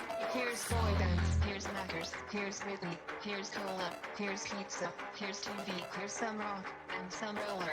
Watch commercials, more commercials, watch Jerry, not Oprah. Buy a better life from the comfort of your sofa. Here's popcorn, here's magazines, here's milkshake, here's blue jeans, here's padded bars, here's armpit wax, here's football shirt, here's baseball cap, here's live talk show, here's video game, here's Cola Light, here's tin morning, here's filter tips, here's collagen act, here's all night long, here's plastic hips.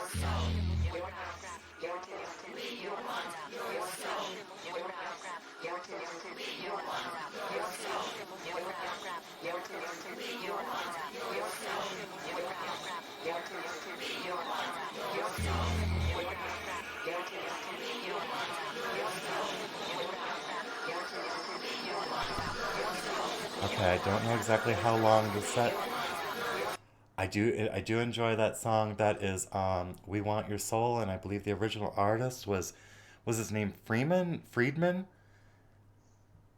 Any of you discophiles out there remember exactly who that artist is? Adam Freeland. Thank you, Adam Freeland.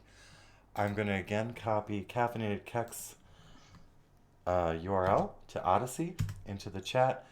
I would like to do a fitness moment with y'all before we continue on to what appears to be, we are going to be doing 2 features out of Moloch Fillets from BitChute, and then continuing on with, where'd my cursor go? After that, we'll be doing January 6th Protester from Gateway Pundit, followed by Biden touts 1.5 trillion budget deficit. Fitness bit. For people who deal with computer screens and streamers, content creators, or anyone who is in front of monitors, you might want to know what's going on with that 1 hour break. Even if you don't want to know, I'm going to share it. So listen up.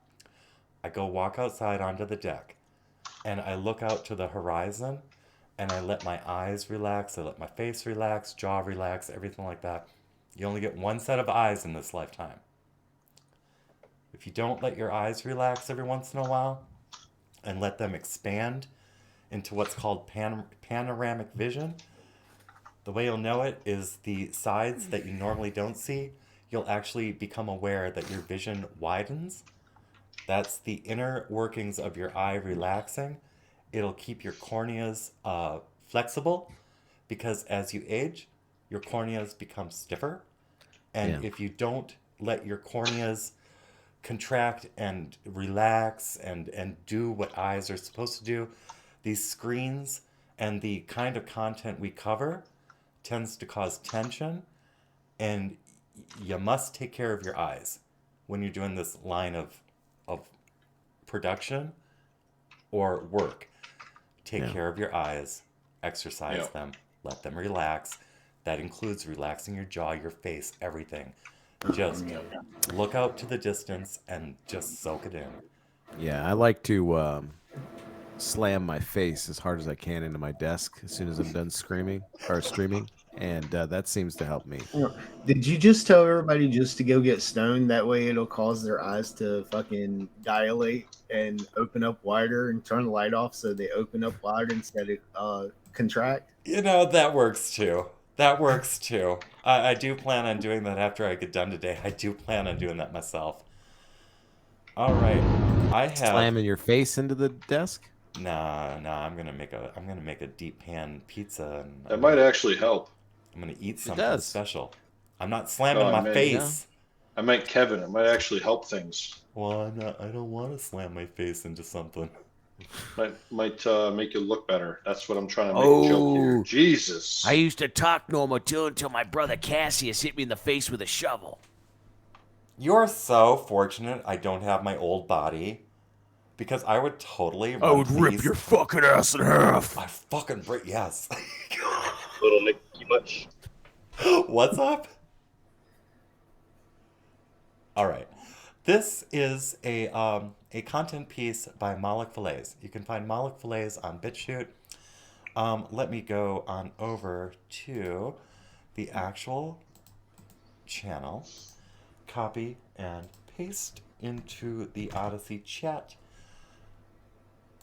I find these content pieces to often be surprising and intriguing. I have not seen this one yet, so here we go. The chaos caused by the talking heads. It's about 4 minutes and 40 seconds long. Here we go.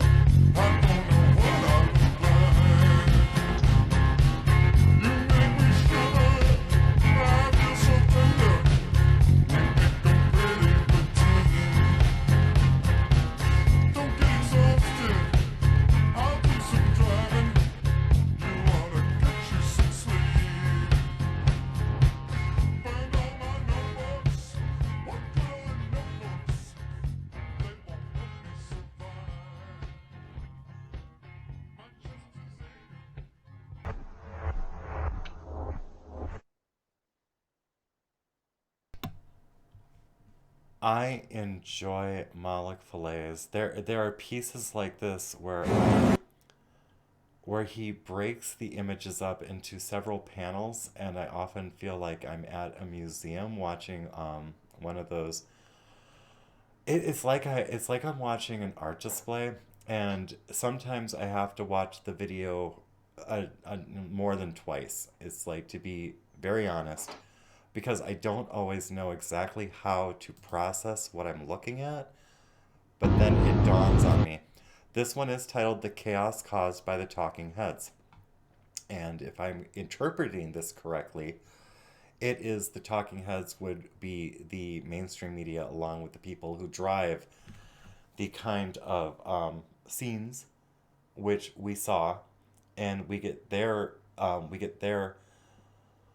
dictation of what we're supposed to believe, but then we like look at what it actually is, and we can draw our own conclusions. The Simeon playing the piano, I can only imagine that what's coming off of that keyboard is not at all amusing. So I'm listening to the music, I'm trying to listen to the lyrics, I'm trying to absorb the visual, and this is a video, The Chaos Caused by the Talking Heads, which I am going to have to watch again on my own time to actually get the full effect. I appreciate All right.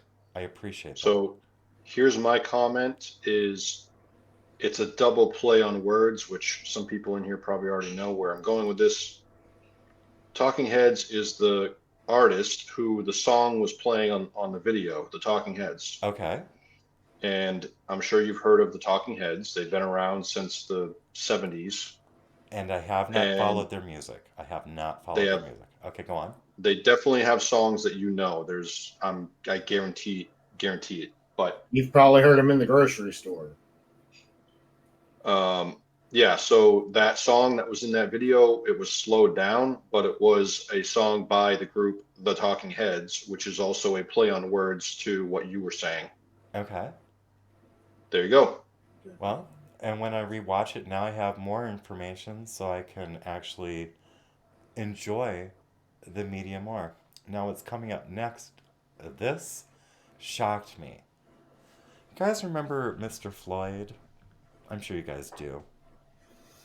Oh, yeah. Mr. Floyd launched off quite a number of catastrophic events.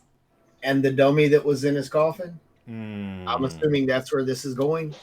Well, it goes to a place that doesn't line up with the narrative that I was told when I lived in Minneapolis while the city was burning. And I will be getting back to this is something I will be getting back to later, so I'm keeping this one back in another tab. The narrative I was told is that Mr. Floyd died at the scene.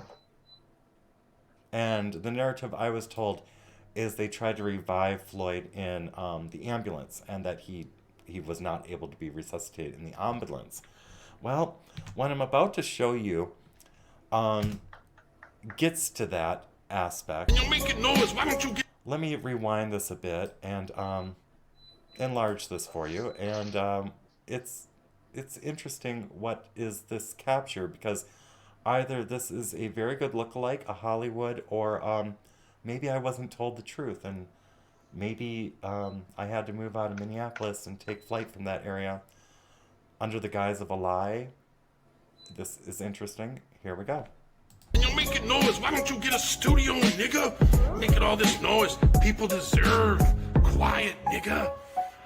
I know what I'm talking about. I grew up in Brooklyn, Flatbush Avenue, nigga. I grew up doing the same shit, but I could do head spins, nigga. Get the fuck out of here. You nothing. You ain't gonna be nothing. I opened up for Tupac, NWA, know what I mean? Now get the fuck out of here, man. I had enough of your shit, you understand? Yes, sir, I'm sorry, man. And man, niggas bad in this motherfucking neighborhood, man. I'm just trying to get paid. Know what I'm saying? My name is Tyrone. I like to rap.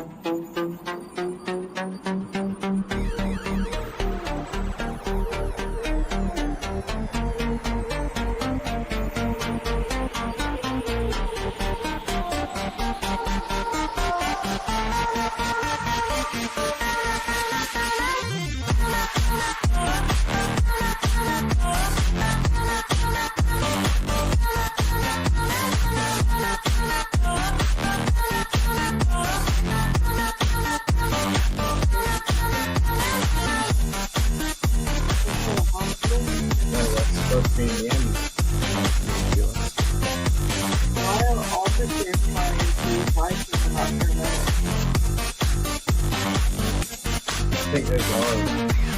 Paramedics do not wear sidearms. Hey, Heather just made an observation about this video. Yeah, with the sidearms on these fucking guys. Why are there cops trying to resuscitate a fucking person instead of paramedics? Well, they have certain police officers that are trained to ride in the back of the ambulance, especially when you have like a suspect of like a crime that could be potentially violent. They'll have sheriff's deputies ride with them, and they just basically provide like basic assistance to the guys in the back. You know what I mean? But there are no paramedics in the back right there in that video. Those two are not. Those two are cops. Yeah, even the guy doing where the are trach the looks like paramedics the cop. at? Because the paramedics technically are supposed to be the one having their hands on the patient, not the cops. All the cops are supposed to do is sit there and make sure that he doesn't get aggressive. I have questions about why are they intubating him numerous times. They keep on intubating him, taking the tube out, re-intubating him, taking the tube out. Exactly.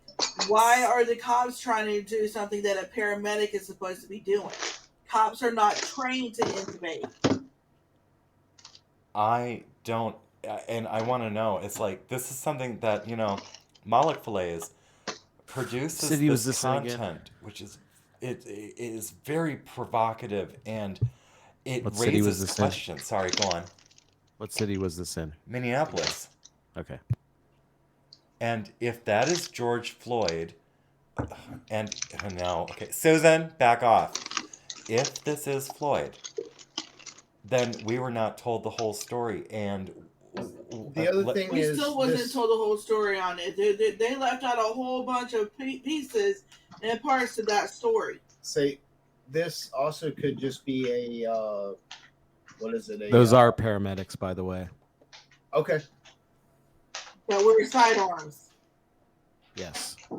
When you work in a city like Minneapolis, yes, you absolutely carry a sidearm. Okay. Correct. So, in my experience, you'd be surprised how many firefighters and paramedics carry. There you go. Whether openly There's or the not. sauce. What's the sauce? I just dropped a link in Jitsi. Okay. I'm going to finish out this in respect to the content creator, Malik Falaise. I'm going to finish off the video, and Mike is going off.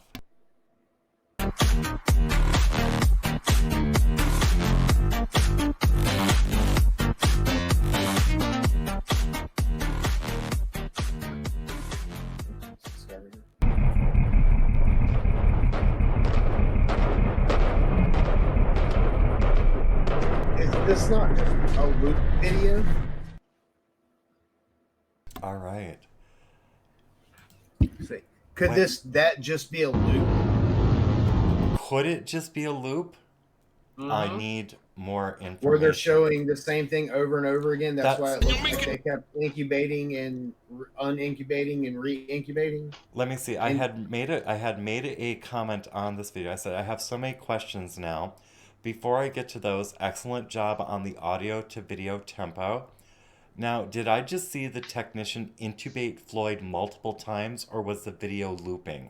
So I had to ask that. Why would the Okay. technicians be providing life-saving care if he was dead at the scene? Did he not die at the scene as we were told? Something seems very fucking curious here. Malik Falaise gets back to me and says, I will get back to you on this. Wait to see the truth. Duncan Onzog says Saint Fentanyl's precious life was snuffed out way too early. Killed stone dead at the scene directly underneath a white bigot's racist knee. I think this person's being sarcastic. I'm not sure. Western civilization must now end. Say his name. I am fully thinking that this person was being sarcastic at this point. I'm not quite sure. Is SS Finkelstein? Is this Finkelstein? That I can't say with all certainty. I know that, Finkelstein provides the links, but I do not know for certain who the artist is.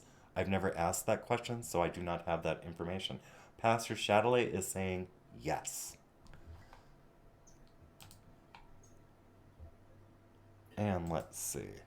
So yeah, it raises questions now, and I would like the answers before I die. I would like to fucking know why my city burned. I'd like to know why the communities which most needed assistance have not been helped by BLM. I would like to know why this was put together in such a way which, I mean, for fuck's sake, my stepkids took part in homicide and don't know that they committed homicide by participating in this fucking stupid shit, which was promoted by the media and got the young ones all riled up and then got them to a fucked up psychological state where they thought that what they were doing was righteous and good. And the fucked up thing is, yes, while it did infiltrate, or some of the young people took place of it, a large portion of the people that were doing that were paid people. They shipped them into those locations and fucking paid them. that is it. I want to know. I want to know. I mean, just okay. I've got a lot of different areas I could go into, which would get me too damn emotional. I'm not going to do that right now, but I definitely thank you, Malik Falaise, thank you, Finkelstein, for providing this link and your content. Keep it going. I find value in what you do. So there's photos of Floyd, or of the funeral of Floyd, where the damn person laying in the fucking coffin is a dummy. Yeah, It's just a half a dummy. scroll down a little bit. It shows you the Now, image that too of the with badge. actors There you and go, right there. That's the EMS. EMS. Yep. Okay. It's the first time I'd ever seen EMS have a firearm. They don't do here. That's not normal. Here they call out the fire department. Yeah. The EMS shows up, and if it's a case like that, the cops will show up with EMS at the same time. Yeah. Well, they like my dad was a sheriff's deputy in South Sacramento, and then went from that to being a paramedic. And they pulled him right out of the sheriff's department because he was going to be dealing with fucking dangerous people. So yeah, they recruited him right out of the sheriff's department because he's yeah. So those guys could be. I don't know the exact scenario, but I know a lot of emergency first responders will carry in big cities like that because they deal with people like George Floyd all the fucking time. Hey, Ray.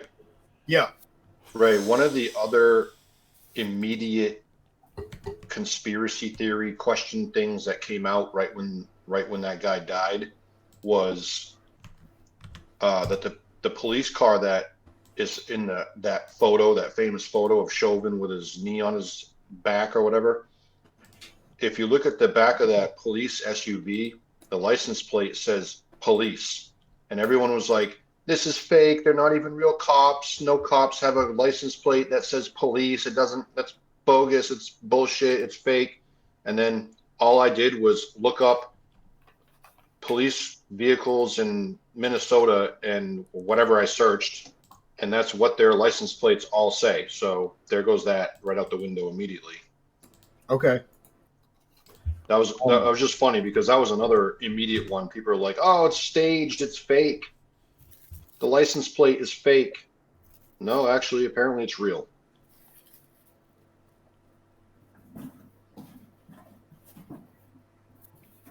I'm pulling what Sparky the Welder posted. I'm not sure what that link is yet. I'm going to put it into my hold area.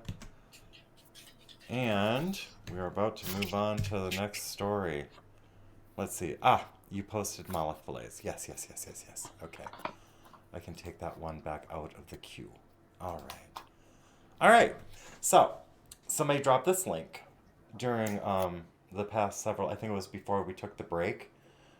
January 6th protester, let's see, for one, let's establish a date. This is from November 3rd, 2022, coming to us from the Gateway Pundit. Okay. January 6th protester and Green Beret Jeremy Brown, who was arrested for turning down FBI request to work as operative on January 6th, is offered a plea deal by corrupt Department of Justice and turns down the plea deal. He's also running for, I believe, a House seat in Florida. Yeah? Yeah, from jail. From jail. From jail. All right, let's take a look-see here. So the caption says Green Beret and Republican congressional here, let me get the photos up in here. So I'll read the caption so people have something to look at too. All right, Green Beret and Republican congressional candidate Jeremy Brown attended the Stop the Steal protest in Washington, D.C. on January 6, 2021. Jeremy joined the... Was it January 6, 2021? Oh my gosh, it's been a while. Yes.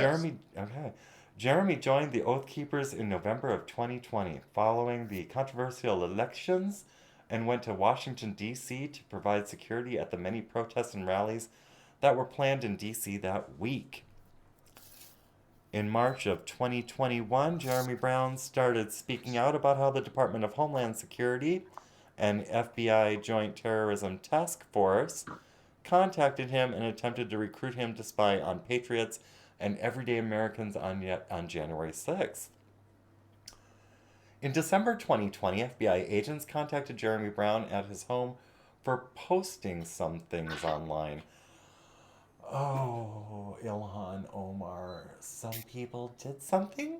Oh, okay.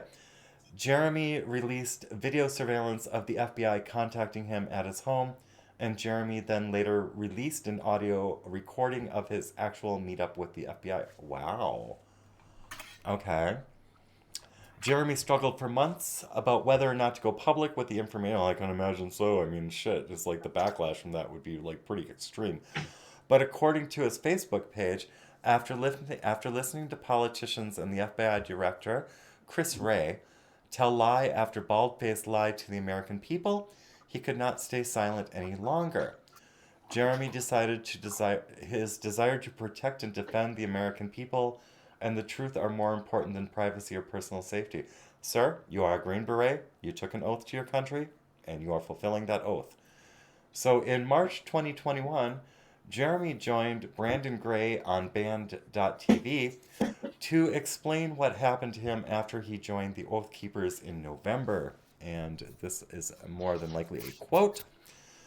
Well, no, this is not a quote. It's more of an informative. Jeremy released a video of his encounter with government officials when they came to his home. Jeremy also released audio of his meeting with the FBI at a local restaurant when they tried to recruit him to work undercover for him on January 6th in Washington, D.C. Jeremy explained in his video that the FBI called his cell phone and asked for a meeting after trying to contact him at his house. Jeremy then met with the FBI agents at the restaurant in Ybor City in December 2020. He told Brandon Gray that 38 seconds into the interview, the FBI attempted to recruit him to spy on the Oath Keepers. The Gateway pundits first spoke with Jeremy Brown in 2021. Jeremy was safe at that time. Now, does safe mean safe as in like out of harm's way? Or is safe an acronym for a longer, is safe a code word is what I'm wondering. Why is it capitalized? What, or is it for, he was safe at the time? Okay. But laying low and keeping on the situation until he says he has a full grasp of any fallout that is sure to result. And then it talks about where you can support Jeremy Brown's fundraising. I will throw the fundraising link, just in case you are so inclined, into the Odysee chat. I do see that there is a video above. I would like to look at the video. In September 2020, the same agents who tried to recruit him months earlier returned to Jeremy Brown's home with nearly 24 agents to arrest him. And then, oh my word. And then at 3:45 p.m. Eastern, the FBI raided retired Army Ranger Jeremy Brown's home and arrested Jeremy. The charge was trespassing. The Gateway pundit was notified the next morning by his family and an attorney. The FBI searched their house, the RV, and trailer, and they arrested Jeremy and took him away. His family contacted the Gateway pundit with the following morning. You can support... Okay, and then it has like more of the funding. Jeremy Brown is a Green Beret and served in the United States Army from 1992 to 2012 and reached the rank of Special Forces Master Sergeant. The Gateway Pundit spoke with Jeremy's girlfriend after his arrest. She told us Jeremy would later appear in Pinellas County Court. Jeremy was charged with trespassing, a misdemeanor. That seems like an awfully lot of freaking government interaction over a trespassing charge, but okay. Jeremy Brown never entered the U.S. Capitol on January 6th. His crime was in reality refusing to be an FBI informant, as we described below. The FBI sent 20 vehicles for his arrest. DHS and Pinellas County law enforcement were also present. The FBI was in Jeremy's home for 5.5 hours looking for over a trespassing charge. We were told the FBI did not read Jeremy and he didn't have his Miranda? Oh my lord. Okay. As we reported months ago, Jeremy Brown refused to be an informant for the dirty FBI. Well, okay, we got a little bias going on there, but you know, the FBI is what the FBI is. All right, they wanted him to be one of their plants on the January 6th Trump rallies. He refused, so they stormed his home at 3:45 on Thursday and arrested him on bogus misdemeanor charges. Good lord. Okay, fast forward to Wednesday of this week. Jeremy Brown's girlfriend contacted the Gateway Pundit on Wednesday and informed us that Jeremy Brown was offered a plea deal this week. The federal prosecutor was willing to drop 7 felonies. I thought he was just had a trespassing charge. Where did these 7 felonies come from? All the evidence they planted. Holy shit. If Jeremy Brown will plead guilty to 2 gun charges. What? This is how the FBI rolls. Jeremy Brown, I mean, holy shit. Could you imagine? Could you imagine opening your door and, like, you know, it's like, oh, you have a trespassing charge, and then all of a sudden your life is, like, turned upside down and shit. Next thing you know, you got 7 felony charges against you? Holy hell. Jeremy Brown declined the offer. We are living under the authority of an immoral regime today. This is all under the Biden administration, isn't it? Jeremy Brown released audio from the prison cell earlier this week. I do not know what this video is. I'm going to play it. I'm going to see what's going on here. If we don't unite, white and black, male and female... Okay, I take that back. This is an 1.5 hour long video. How do I get the link on this? I'm trying to right click on this video and it's not letting me. Do I need to do something else? Let me go to Rumble. Okay. I need the mic check anyway. Click on the share button and you should be able to copy the link. Oh, I've done it. I've got it. Okay. All right. Well, shit. Is this mic working properly? Yes. Thank you. Okay. Very nice. Wasn't able to get the Betty boots, but I'll make them pretty for you. Oh, thank you. That's very kind of you.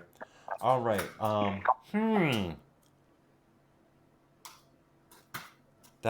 This is news. I mean, this is news. This is the 3rd of November, and I am reading this thing. Wow. We had a recording. Is that what I saw in here? Jeremy released a video of his encounter. Let me look at this video. Where is it?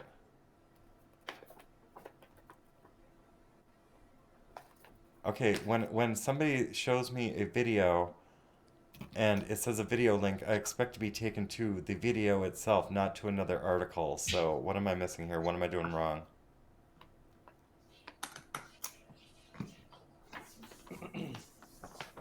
No idea. I don't either.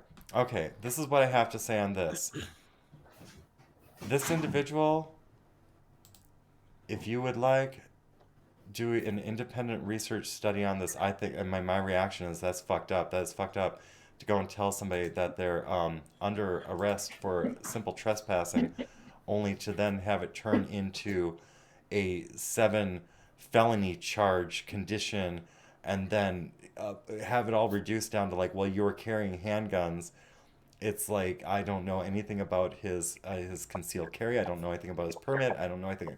And quite frankly, under the Second Amendment, I mean, I get the idea of like not putting weapons into the hands of dangerous people, but it seems really, really weird to me that we have a Second Amendment which allows you to bear arms, and then they put a bunch of licenses on top of it. That part doesn't make sense to me. You know, they might be trying to pressure him into saying he had a firearm on him at the time, and that's That why I they're don't threatening know. with such felonies. That I don't know. Not 'Cause yet. why else would they be bringing up admitting to 2 gun charges and will drop the 7 felonies? I don't know. I mean, I can speculate, but I don't know.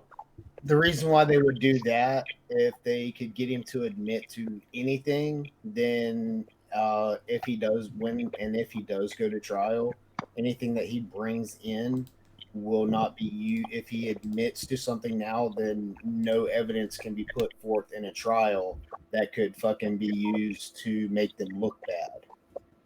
I got I can't remember the name of the game. I can't think of the word. Exculpatory evidence. I know I butchered it. But, Exculpatory. Yeah. Thank you. Yeah, I couldn't say the word either. I know what you're talking about, though. But yeah, I didn't think of it that way.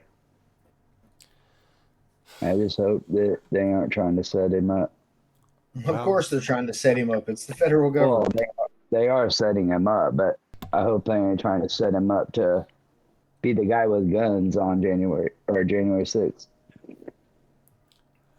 You know, they keep trying to sell that narrative that there's so many guns out there. You gotta have one person admit they were guilty to having a gun on property. So I'm going to say that I'm going to keep an eye on that story. I've got that in my reserve tab of things to like look into. I had not heard of this yet. It sounds like an unfolding case at this time. I realize that there's a lot of historical data which was in that article. I did not see any closure to the situation, which would indicate to me it's an ongoing drama. And so it's something I will look into further. All right. 45, I left you a note question in Jitsi and... okay. Because... probably not. Okay, probably not. I am currently working on a promo for Maven and I for tonight. Alrighty. Sorry. No, that's fine. That's fine, man. I understand. Yes. And by the way, for people who have come in since we had the announcement this morning, 45, take it away about what's going on later on tonight. Tonight at 9 p.m. Eastern, I'm going to be linking up with Mike Maven, and we're going to be playing some rock and metal. So I built a pretty balanced playlist because I want to entertain her crowd and mine. So hopefully you guys will come check it out. Probably be streaming for an hour or two. Just depends on how much fun we have, I guess. But it's probably going to be a good time. So yeah, hope to see you there. I know there's a lot of stuff that goes on Thursday evenings. So pick your poison. But, I'm channeling a Miss Cleo right now. I am getting into the Jamaican spirit, and I'm using an Asian accent and then a little bit of derp. I foresee DJ Maven and 45-1 Actual will be actually having a 6-hour DJ fun fest tonight. Oh, fuck no. She ain't going to do 6 hours. You're crazy. I see it, and I see... All I hear is Burp Fest. I hear in the future, I hear a DarkTranny in the future during a morning show introducing the 45-1 Actual Big Dick Energy Brigade radio show. And she's very upset, but she's actually a guy. And he is waiting for 45-1 Actual to get into the studio, but he's running a little bit late because he partied a little too hard the night before. And that is what I see. Oh! You think I'm going to be late to my own show? What happened? Did I just have a stroke? It's very black of you. I don't know what you're talking been. about. I don't know what you're talking about. You got droopy face? Ha ha ha ha ha. Wait a minute. Anyway, We are coming up Oh, we are yes, is right. All right, so we are coming up on 15 minutes to 11, and I do want to finish this story, and I think I'm gonna stop streaming in about 15 minutes. What a loser. Well, Damn, shit, man. What? Don't you know fucking all the cool kids go at least 6 to 10 hours? Well, let me check something out here. Let me check out OBS and let me see what the timer. Now, granted, I had a technical difficulty where I had to stop streaming at a What certain time point. did you go last night? I went well beyond my bedtime, that's for damn sure. I didn't get to bed until like 10:45, 11, and then the dog went and kicked me in the head and then sat on my hair. And then again, it's like Linty went and got down between my arms when I threw my leg over my body pillow, and then Linty like scooted on down and then stuck again. The back paw gets in my mouth somehow, so I'm like, and like waking up, and then I have this fucking nightmare that I'm in a hot air balloon, and somehow my hot air balloon is being powered by a simple parasol, and the parasol rips. My hot air balloon was only like 15, 20 feet off the ground, but I fucking fall out of the basket and land on my back, and what do you think happens to my real body in the real world? I hit my back in the dreams. What the fuck do you think happened to my body in the real world? In the bed. I convulsed. And that was around like 3:15 this morning. My God. I am a tired bitch. So dramatic. I've got to make a fucking pizza. I've got to raise some dough. I've got to get that put together, make a pizza, drop an edible, get this uploaded, and go on with the day. Maybe, you know what? Maybe Sounds like I you should will get be two. at DJ Maven and 45-1 show tonight. Maybe I will get so tight that I like spring back to life. That could happen, but I don't know. She could be in the chat all lit. Oh. Say, what the hell did you just say? That most of that was blah blah blah woman speak. Heather? Me? Heather? I said he would No, be Heather's in the done went. chat Her all lit. medications have kicked in, so she done went and laid back down. Heather? Get your man. Get your man, sweetie. He's been all sorts of misogynistic up in here. All right. Let's see. Back to this story, though. Biden touts 1 point... Excuse me. And you. Okay. Biden touts $1.5 trillion budget deficit reduction. But he's not telling the whole story. Oh, Lord. I don't even think that man knows what a deficit is. I don't think he understands any of the definitions of the words coming out of his mouth. Key points. Okay, this is from Oh, Lordy. CNBC going to tell me the key points. All right, this is from May 4th, 2022, so this is a historical. So we're reading a historical article from CNBC. Let's see what happened since May of 2022, shall we? And what's that over there? All right, you guys are talking amongst yourself? Okay. All right, here Squirrel. we go. No, we're here in the back. You're double playing. No, I'm not. In Jitsi, it's double playing. Well, what the hell in Jitsi? Here, well, if I turn It that... stopped when somebody muted their mic. Okay. Okay, let's see. La, la, la, la, la, la, la, la, la, la, la. I don't see any of you guys reacting, so I don't know who it's coming from. Is it still double playing? No, not now. Okay, I'm going to tell you what it was, and it was Kid Seville. It's always Kid Seville. Without doubt, it's always Kid Seville. When in doubt, it's Kid Seville. So he's got to get headphones. Blame it on me, even though I've been on mute playing Hunter Biden. I'm totally going to, because you're my go-to now, and I love you You're for that. lucky Wait a minute. Yvonne wasn't in here, or he would have booted you for not having headphones already. How many? Okay, and then we have King of Casual in here. I went and All right. got headphones. Alrighty. All right. Well, I'm going to go back to the news story. And thank you for being a good sport, Kid Seville. Love you for that. All right. So, historically. I have a blast here. What's Thank up? you. I have a blast in here. Thank you. You, most certainly. Most certainly. All right. So, the key points from May of 2022. So, President Joe Biden touted sizable reductions in the federal deficit in the current fiscal year as part of his administration's economic savvy. Oh, shit. That didn't age well. Gotta hop out and take a call. Alrighty. While the Treasury Department okay, this is another key point. While the Treasury Department estimates that this year's budget deficit will decline by $1.5 trillion, the reason for a smaller deficit is a matter of debate. Under former President Donald Trump of the United States poured trillions into the economy to support small businesses and help households cope with COVID-19. Many of those programs are now ending. So those are the key points. Let me see how long this article is. It's not terribly long. All right, so let's see. President Joe Biden on Wednesday tried to cast it. Now remember, this is historical. We're not talking current events. We're looking at history here, as noted by CNBC. Has this been altered or modified since May 2022? Do you think they would tell us if they did? All right.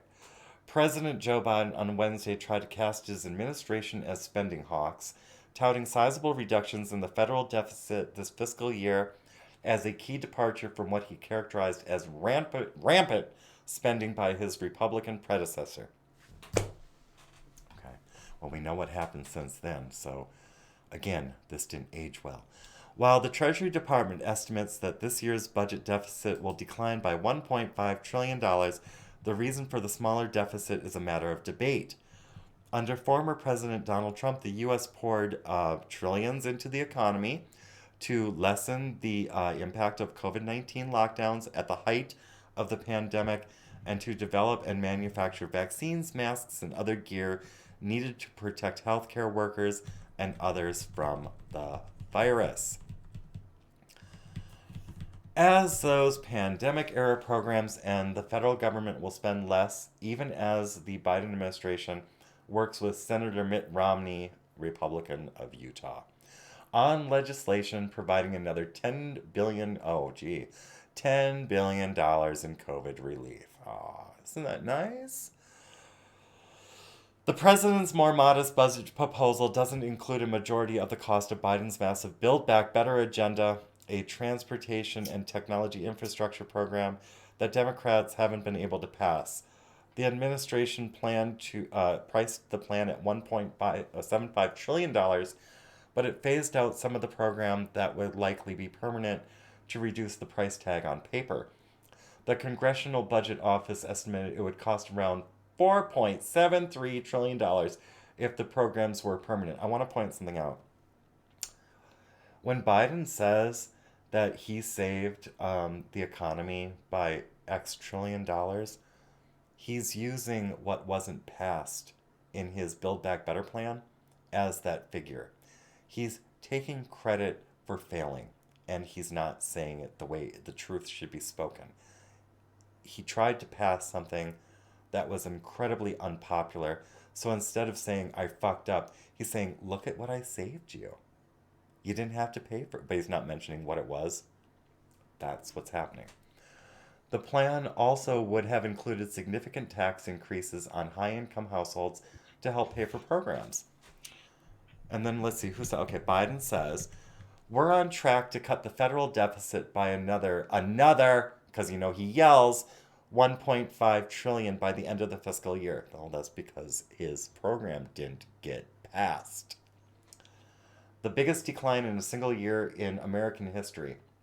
It's a very, very weird way of doing math. Okay. The president has recast his economic strategy in recent months to focus on his deficit reduction and stricter spending controls as dozens of his fellow Democrats face close midterm elections. Well, isn't that interesting? Boy, they haven't let up on that rhetoric. That will decide the composition of Congress in the final 2 years of his term.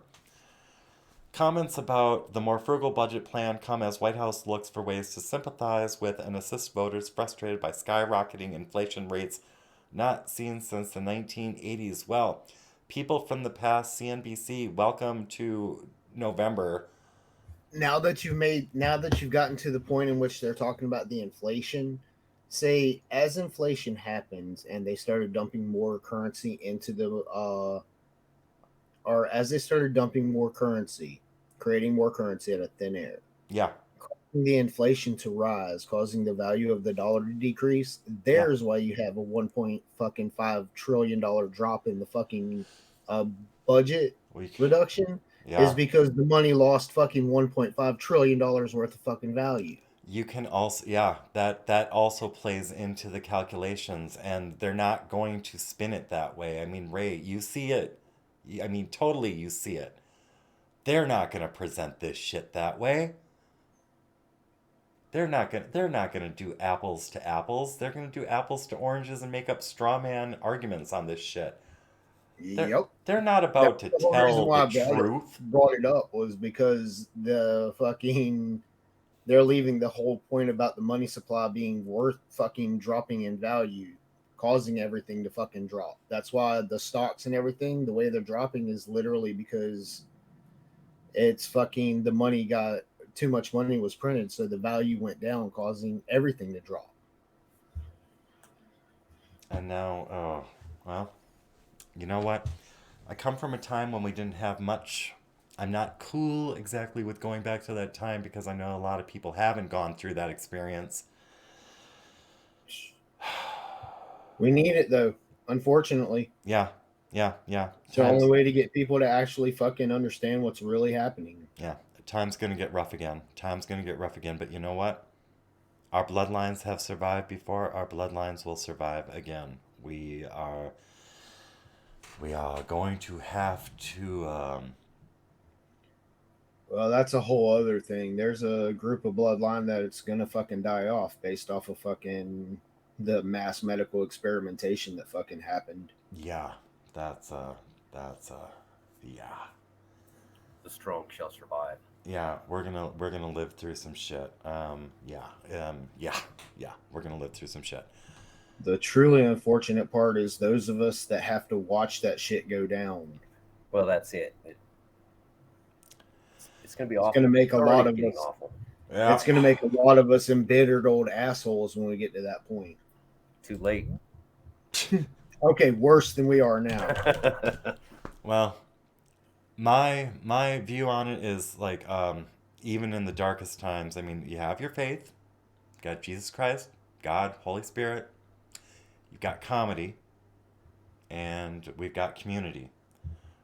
Yep. The other side does not have community. I come from that side, and I will tell you, it's everyone for themselves, and that's not the way it is over here. We actually have each other's backs over here. Over there, it's not about having your back. It's about being noticed that you have someone's back. If you ever notice how they act over there, it's like they're not having someone's back in order to have someone's back. They're just virtue signaling. It's false. It's false virtue. They're the same people that have the Black Lives Matter things in their front yard, but have never had fucking a black person even come to their house and would be appalled Chris if Webby. one actually walked to their house. That Chris Webby line, raw thoughts. So let's see. I do need to do one more thing before we go. Here. 45. How do you feel about narrating the Flip City Mag promotion and award show coming up? How do you feel about doing that?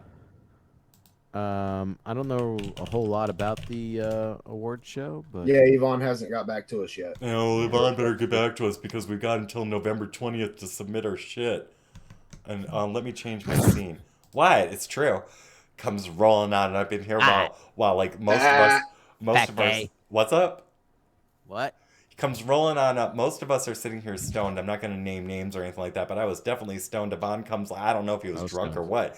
Oh shit! Am I spitting rumors? But anyway, all of a sudden, before I know it, we're in a business meeting, and shit. Yeah. It's like he's telling us about like an award show and stuff like that, and there are like a whole like list of content creators and streamers that he wants to have producing plugs and or stingers or some sort of like content pieces, and I'm sitting there on a whole fucking 1.5 edibles trying to follow along.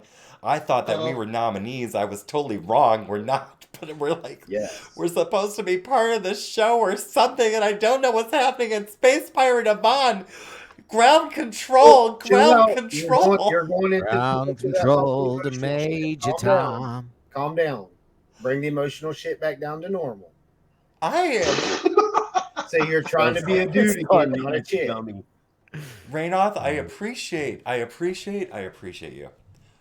Chill, bro. Yeah, yeah, motherfucker. You go take estrogen and you tell me how you react. I'm good on that. Thanks, I will though. never do that. Say I'm sorry that you were fooled into it. Leave it to a woman to start telling a man what to do. Okay. Right? You know, in Holy Spain, shit. it's called Oh La my God. Are we in fucking Problemo. Spain right now? And well, you know what? There are lesbians in Spain who would disagree. They're feminists. They're very Make weird sure to too. spay and neuter your pets. That's right. FlipCityMag.com. Wow, that was a Ray transition right there. It was. I've been learning very some Ray. techniques. Don't think I don't watch you guys and pick Just up go on from certain... 100 to 0 instantly. Yeah, yeah. I watch you I guys love and it, I've been learning techniques from you guys and I It's my appreciate it. favorite. It's my favorite part about the round table. Oh. It really is. I mean, I love the show. It's fucking awesome. But Raynoth managing the chaos and like getting wound up into it sometimes, and then he like opens up another article. He's like, just fucking right back down to nothing, and he brings the entire jitsi with him. It's so great, man. Like everybody just chills the fuck out instantly. I love it. Yep. I love it. Yep. It took some time to get it there, though. Yeah. Yeah, I can see that. It is a Yeah, Raynoth is a shot of Narcan. Right. I shouldn't be reacting like that because it's like I know what that feels like. I shouldn't be admitting that either because that's kind of dark. But yes, Raynoth, you are the shot of Narcan. Is that a good thing or a bad thing? Well, it keeps you from dying, so yeah, it's a good No, thing. it's when shit's spurging out, you know, the Narcan comes out and fucking mellows everybody right back down. That's all. Just okay. Yep, keeps you from going off the rails. So, Flip City Mag, now on Black Friday in November of 2022, for those of you who may not be familiar, Black Friday is right after Thanksgiving. Flip City Mag, Flip City Magazine, or flipcitymag.com, however you want to look at it, an award show will be occurring. Spice Pirate, you know what? Fuck it, he's going to be Spice Pirate now. Spice Pirate Yvonne is producing an aspect of this show for the Flip City Mag artists and contributors who will be receiving rewards according to what I believe I recall at this impromptu, weird, drugged out meeting we were in. And it's like, well, it is. I'm just saying what it was. That's exactly what it was from my point of view. Anyway, it's like Mad Magazine at a very base level. It's got current events. It has relevant information. It has very sarcastic, cutting storylines, articles. It's something worth looking into. Currently, if you go to flipcitymag.com, you can use promo code BDE, Bravo Delta Echo, otherwise known as Big Dick Energy. Use promo code BDE, you will get 10% discount site-wide. All proceeds benefit 45-1 Actual. Okay, so. Well, you're benefiting Flip City Mag, and I get a small portion. Thank you guys if you choose to do so. I appreciate that. And I ain't doing shit. But I'm doing it more to get Flip City's name out there and help them out. Yeah. As a publication, like a non-digital publication, I mean, let's face it, it's like... It's hard enough. Yeah, it's hard enough. Check them out. At some point, I've asked 45-1 to do reads. I don't know if he's going to be doing reads during his show or other programs or anything like that. Tune in to the DarkTranny maybe someday, 45-1, and as some of you may or may not know, he's a really good voice actor. And I don't know about all that. Well, you got my vote. If you were nominated for voice acting, I would throw my vote in for you. Nice. Let's see. Let's change the scene back to the call-in. What? What did you guys do? Did I miss something in the jitsi? No, I was just thinking that's not the only thing you'd throw into him, but then I decided not to say it. Dude. He doesn't have much. He doesn't have the required equipment to throw anything into me. I Mr. have Haven't arms. been paying attention. Whoa. Well, Oh shit! That one got deep real fast. That sounded like a fisting threat to me. We're not going there, but I just want to say, don't fucking challenge me because where's my don't even? Somebody have that meme of me sitting there. All right, Remember, Pastor guys, Chatelet, God Don't bless. let your kids watch this show. Fist around and find out. No, that's another one. No. All right, that But no. went in a fucking completely weird direction. Let's pull it back out. So much. Whoa! Stop! Yeah. Stop making innuendos, Ray. You're making it worse. All right, guys. Let me wrap up by giving some props and shout outs to people on Odysee in our community. Let's see, starting with Pastor Chatelet. If you are new to this stream, there is a place I hang out. It's in the pond in Kekistan. It is seen and guarded by a man named Pastor Chatelet.